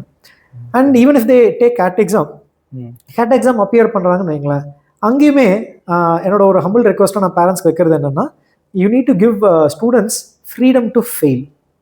ஃப்ரீடம் டு ஃபெயில் அப்படின்றது என்ன நான் சொல்வேன்னா, இப்போ நீங்கள் எக்ஸாம் எழுதுறாங்க, கண்டிப்பாக சொல்லி நம்ம ஒன்ஸ் ஐஎம் போனோடனே ஓகே ஃபர்ஸ்ட் அட்டெம்ப்ட்லேயே வந்து கிளியர் பண்ணிடணும்னு பண்ணுறப்ப ப்ரெஷர் ஆகும் உங்களுக்கு. ஸ்டூடெண்ட்ஸ்க்கு வந்து பார்த்தீங்கன்னா, நீ இந்த வருஷமே போயிடு, நீ என்ன ஆனாலும் பரவாயில்ல, இதுக்கு அந்த மாதிரி சொல்கிறது வந்து என்ன ஆகும் அப்படின்னா, எக்ஸாம் எழுதுறாங்கன்னு வைங்களேன், மார்க் டெஸ்ட்டில் முன்ன பின்ன மார்க்ஸ் வரும். இனிஷியல் ஸ்டேஜஸில் மல்டிபிள் ரீசன்ஸ்னால, not because of the student but because of strategy ரீசன்ஸ்னால, டைம் ப்ரையாரிட்டைசேஷன், கொஷின் சாய்ஸு, ஏதோ ஒரு சின்ன அட்டென்ஷன் டீட்டெயில்ஸ் மிஸ் பண்ணுறதுனால மார்க் டெஸ்ட்டில் எழுதுகிற நம்ம ப்ராக்டிஸ் டெஸ்ட்டில் மார்க் வந்து சிங்கிள் டிஜிட்டில் வந்துறப்போ ஒரு சில ஸ்டூடெண்ட்ஸ்க்கு நெகட்டிவ்ல கூட வரும் இனிஷியல் ஸ்டேஜஸில். அப்போ அவங்க என்ன ஆகிடுவாங்கன்னா, போச்சு இந்த வருஷமே நான் போகலன்னா எனக்கு வீட்டில் படிக்க விட மாட்டாங்கன்னு சொல்லிட்டு அந்த ஒரு ப்ரெஷர் வந்து அது ஒரு நெகட்டிவாக அவங்களுக்கு இன்ஃப்ளூயன்ஸ் ஆகிடும். அதே பரவாயில்லப்பா, நீ போயிட்டு உனக்கு நான் கேட் எக்ஸாம் கிளியர் பண்ண சொல்லி நான் சொல்லலை, ஆனால் உன்னோட பெஸ்ட்டை நீ எக்ஸாமில் கொடுத்துட்டு வா, ரிசல்ட் என்ன வந்தாலும் பரவாயில்ல, யூ கிவ் யுவர் பெஸ்ட்டு அப்படின்றத நீங்கள் சொன்னீங்கன்னா என்ன ஆகும்னா, இந்த பையன் போயிட்டு ரிசல்ட் மேலே அவனுக்கு ஃபோக்கஸ் இருக்காது, ப்ராசஸ் மேலே ஃபோக்கஸ் இருக்கும். அப்போ ரிசல்ட் மேலே ஃபோக்கஸ் ஆகிறப்ப தான் ப்ரெஷர் வந்து, ஐயோ எக்ஸாமில் கிளியர் ஆனதுனா என்ன பண்ணலன்னா என்ன பண்ணுறதுன்ட்டு நவம்பர் 30 எனக்கு அந்த எக்ஸாம் அன்னைக்கு என்ன நடக்குன்றதை பயப்படுறான். 30 வரைக்கும் இருக்கிற நாட்களில் வந்து என்ன பண்ணுறது அப்படின்றத வந்து மிஸ் பண்ணிடுவாங்க. அதனால அந்த மார்க் டெஸ்ட்டில் வந்து ஒரு சின்ன மார்க் கம்மியாச்சுனாலே they will get very very sensitive, pressure ஆகிடும் ஸ்டூடெண்ட்ஸ்க்கு அது. அதனால் நீ வந்து எக்ஸாம் கிளியர் பண்ணாலும் சரி பண்ணலனாலும் சரி, you give your best. I am not asking you to clear the exam, but go give your best. Own best நீ கொடுத்துட்டு வா அப்படின்னு நீங்க சொல்லிட்டீங்கனாலே போதும், எனக்கு அதுக்கு மேலே நான் எதிர்பார்க்க மாட்டேன்னு நீங்க சொல்லிட்டீங்கன்னா அவனுக்கு வந்து ஒரு ஃப்ரீடம் இருக்கும். அண்ட் அந்த மாதிரி சொல்ற students rarely they will waste their time. அவங்க வருவாங்க, சரி நம்ம மேலே நம்பிக்கை வைக்கிறாங்க அப்படின்னு சொல்லிட்டு இவங்களும் போய் உட்காந்து நல்லா படிப்பாங்க. படிச்சுட்டு அந்த ஒரு ப்ரெஷர் இல்லாத சமயத்தில் என்ன ஆகும் தெரியுமா, அவங்க வந்து இன்னும் கான்ஃபிடென்ட்டாக நல்லா படிப்பாங்க. In fact the probability of conversion will be higher இங்கே தான். ஸோ நம்ம ஃபோர்ஸ் பண்ணுறத விட வீட்டிலேருந்து நாங்கள் சப்போர்ட் பண்ணுறோம், உன்னால் முடிஞ்சதை நீ பெஸ்ட்டு பண்ணு, நீ இந்த லைனில் பண்ணுறியா ஹார்ட் ஒர்க் பண்ணு, உன் சைடில் பெஸ்ட்டு ஹார்ட் ஒர்க் பண்ணு, ரிசல்ட் என்ன வருது வந்தாலும் வரலாலும் பரவாயில்ல, நாங்கள் சப்போர்ட் பண்ணுறோம், உன் சைடில் நீ எஃபர்ட்ஸ் நல்லா போடுன்னு மட்டும் நீங்கள் சொல்லிட்டீங்க அப்படின்னா அந்த பையனுக்கு கிடைக்கிற அந்த சப்போர்ட், மாரல் சப்போர்ட்டு, அந்த பையன் அந்த ஒரு கான்ஃபிடன்ஸ் லெவல் அவனுக்கு கிடைக்கிறது, he will end up getting a very good in fact இந்த மாதிரி இடங்கள்ல தான் ஸ்டூடெண்ட்ஸ் வந்து ப்ராபபிலிட்டி ஆஃப் கன்வர்ஷன் ஜாஸ்தியாக இருக்கும். அடிங் டு த இது இந்த கேட் எக்ஸாம்ல எவ்வளோ கஷ்டமான விஷயம் தான். 2 அட்வான்டேஜ் இருக்குது. ஒன்று ஏஜ் லிமிட் கிடையாது, இன்னொன்று வந்து நம்பர் ஆஃப் அட்டம்ஸ். கரெக்ட். நீங்கள் வந்து இது ஒரு ஏன்னா மிச்ச யூபிஎஸ்சி எந்த எக்ஸாமாக இருந்தாலும் தே ஹேவ் செர்டைன் க்ரைட்டீரியா இருக்கும். ஸோ இது இருக்கிறனால நீங்கள் ஒரு அட்டம் கொடுக்கலாம், அதுக்கப்புறம் நீங்கள் ஜாபுக்கு போயிட்டு கூட எப்போ உங்களுக்கு பெஸ்ட் கேட் பர்சன்டேஜ் வருதோ அப்போ கூட நீங்கள் ஜாயின் பண்ணிக்கலாம். நீங்கள் ப்ரெஷரே இல்லாமல் நீட்டாக. I am in my late 30s and I am giving CAT exam every year. So நான் அவங்க லிமிட் கொண்டு வந்துட மாட்டாங்க any time soon. So age limit இருக்காது, நம்பர் ஆஃப் அட்டம்ஸ் இருக்காது. So I keep writing exam every year. So நானே அந்த மாதிரி இது பண்ணுறப்ப, so I think in North India somebody is writing in 60s. 60 வயசுல யாரோ ஒருத்தர் எழுதிட்டு அவர் ரொம்ப வருஷமா எழுதிட்டு இருக்காங்க. So people they write. ஏன் எழுதுறாங்கன்னா இது எங்களுக்கெல்லாம் என்ஜாயபிளாக இருக்குது. We go write and we will not apply for colleges. அதனால் உங்கள் ஆப்பர்ச்சுனிட்டிஸ் நாங்கள் எதுவும் எடுக்க மாட்டோம். எழுதுறதோட அவ்வளோதான், நாங்கள் வந்து எந்த இதுவும் அப்ளை பண்ணால் நாங்கள் வெளியே. மோஸ்ட்லி இந்த மாதிரி 100% வருதெல்லாம் பார்த்தீங்கன்னா இந்த மாதிரி கேட் கோச்சிங் டாப்பர்ஸ் தான் வந்து மோஸ்ட்லி இந்த லைன்லேயே இருக்கும் இல்லையா. இப்போ நான் வந்து 2020 ஒரு ஸ்டூடெண்ட் 100% எடுக்கிறது எவ்வளோ இருக்கும் கம்பேர் டு லைக் இந்த மாதிரி ஃபேக்கல்டி 100% எடுக்கணுன்ற அவசியம் கூட இல்லைங்க. ஏன் நான் சொல்வேன் அப்படின்னா 100%ன்றது என்ன தெரியுமா, இப்போ வந்து இந்தியாவில் 3 லட்சம் பேர் எழுதுறாங்கன்னு வைங்களேன், டாப் 14 ரேங்க்ல இருக்கிறவங்களுக்கு கொடுக்கறது தான் 100%. ஒரு நல்ல ஏம் போகிறதுக்கு அவ்வளோ ரேங்க் வாங்கணுன்ற அவசியம் இல்லை. நாங்கள் ஒரு டீச்சர்ஸாக நாங்கள் வந்து எழுதுறோம் அவ்வளோ வாங்குறோம்னா ஏன்னா we want to push our limits and we want to be better at ourselves. ஆனால் ஒரு ஸ்டூடெண்ட் வந்து அந்த மாதிரி பண்ணணுன்றது கிடையாது. ஒரு நல்ல ஈவன் டாப் காலேஜ் போகிறதுக்கு நீங்கள் வந்து 100% எய்ம் பண்ணாதீங்க. இல்லை பண்ண வேணாம்னு நான் சொல்ல மாட்டேன், அது ஒரு ப்ரெஷரைஸாக எடுத்துக்காதீங்க.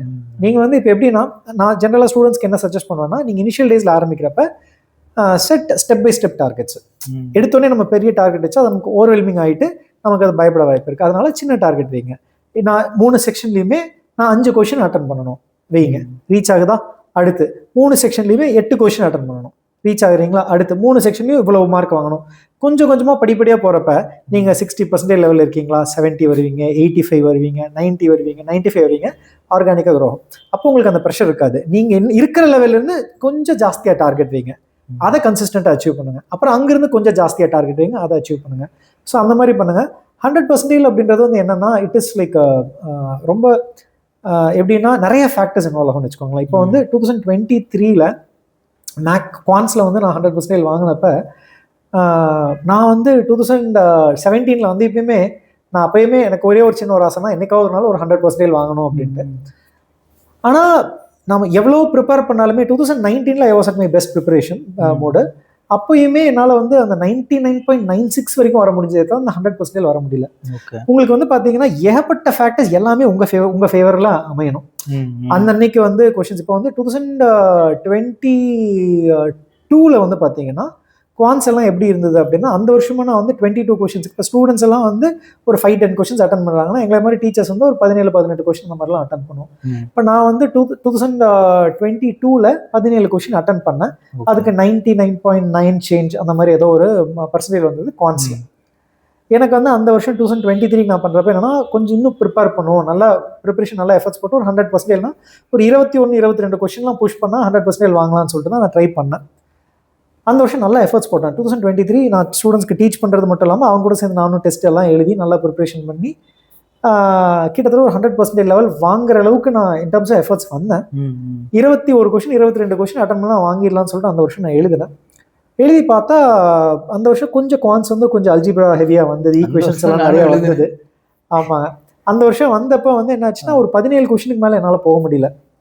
நானும் சரி நான் சரியாக பண்ணலையோன்னு சொல்லிட்டு வெளியே வந்ததுக்கப்புறம் பார்த்தா அந்த வருஷம் பேப்பரே ரொம்ப கஷ்டன்றதுனால அக்ராஸ் இந்தியாவே நிறைய பேர் அதுக்கு மேலே நான் எழுதலை போல.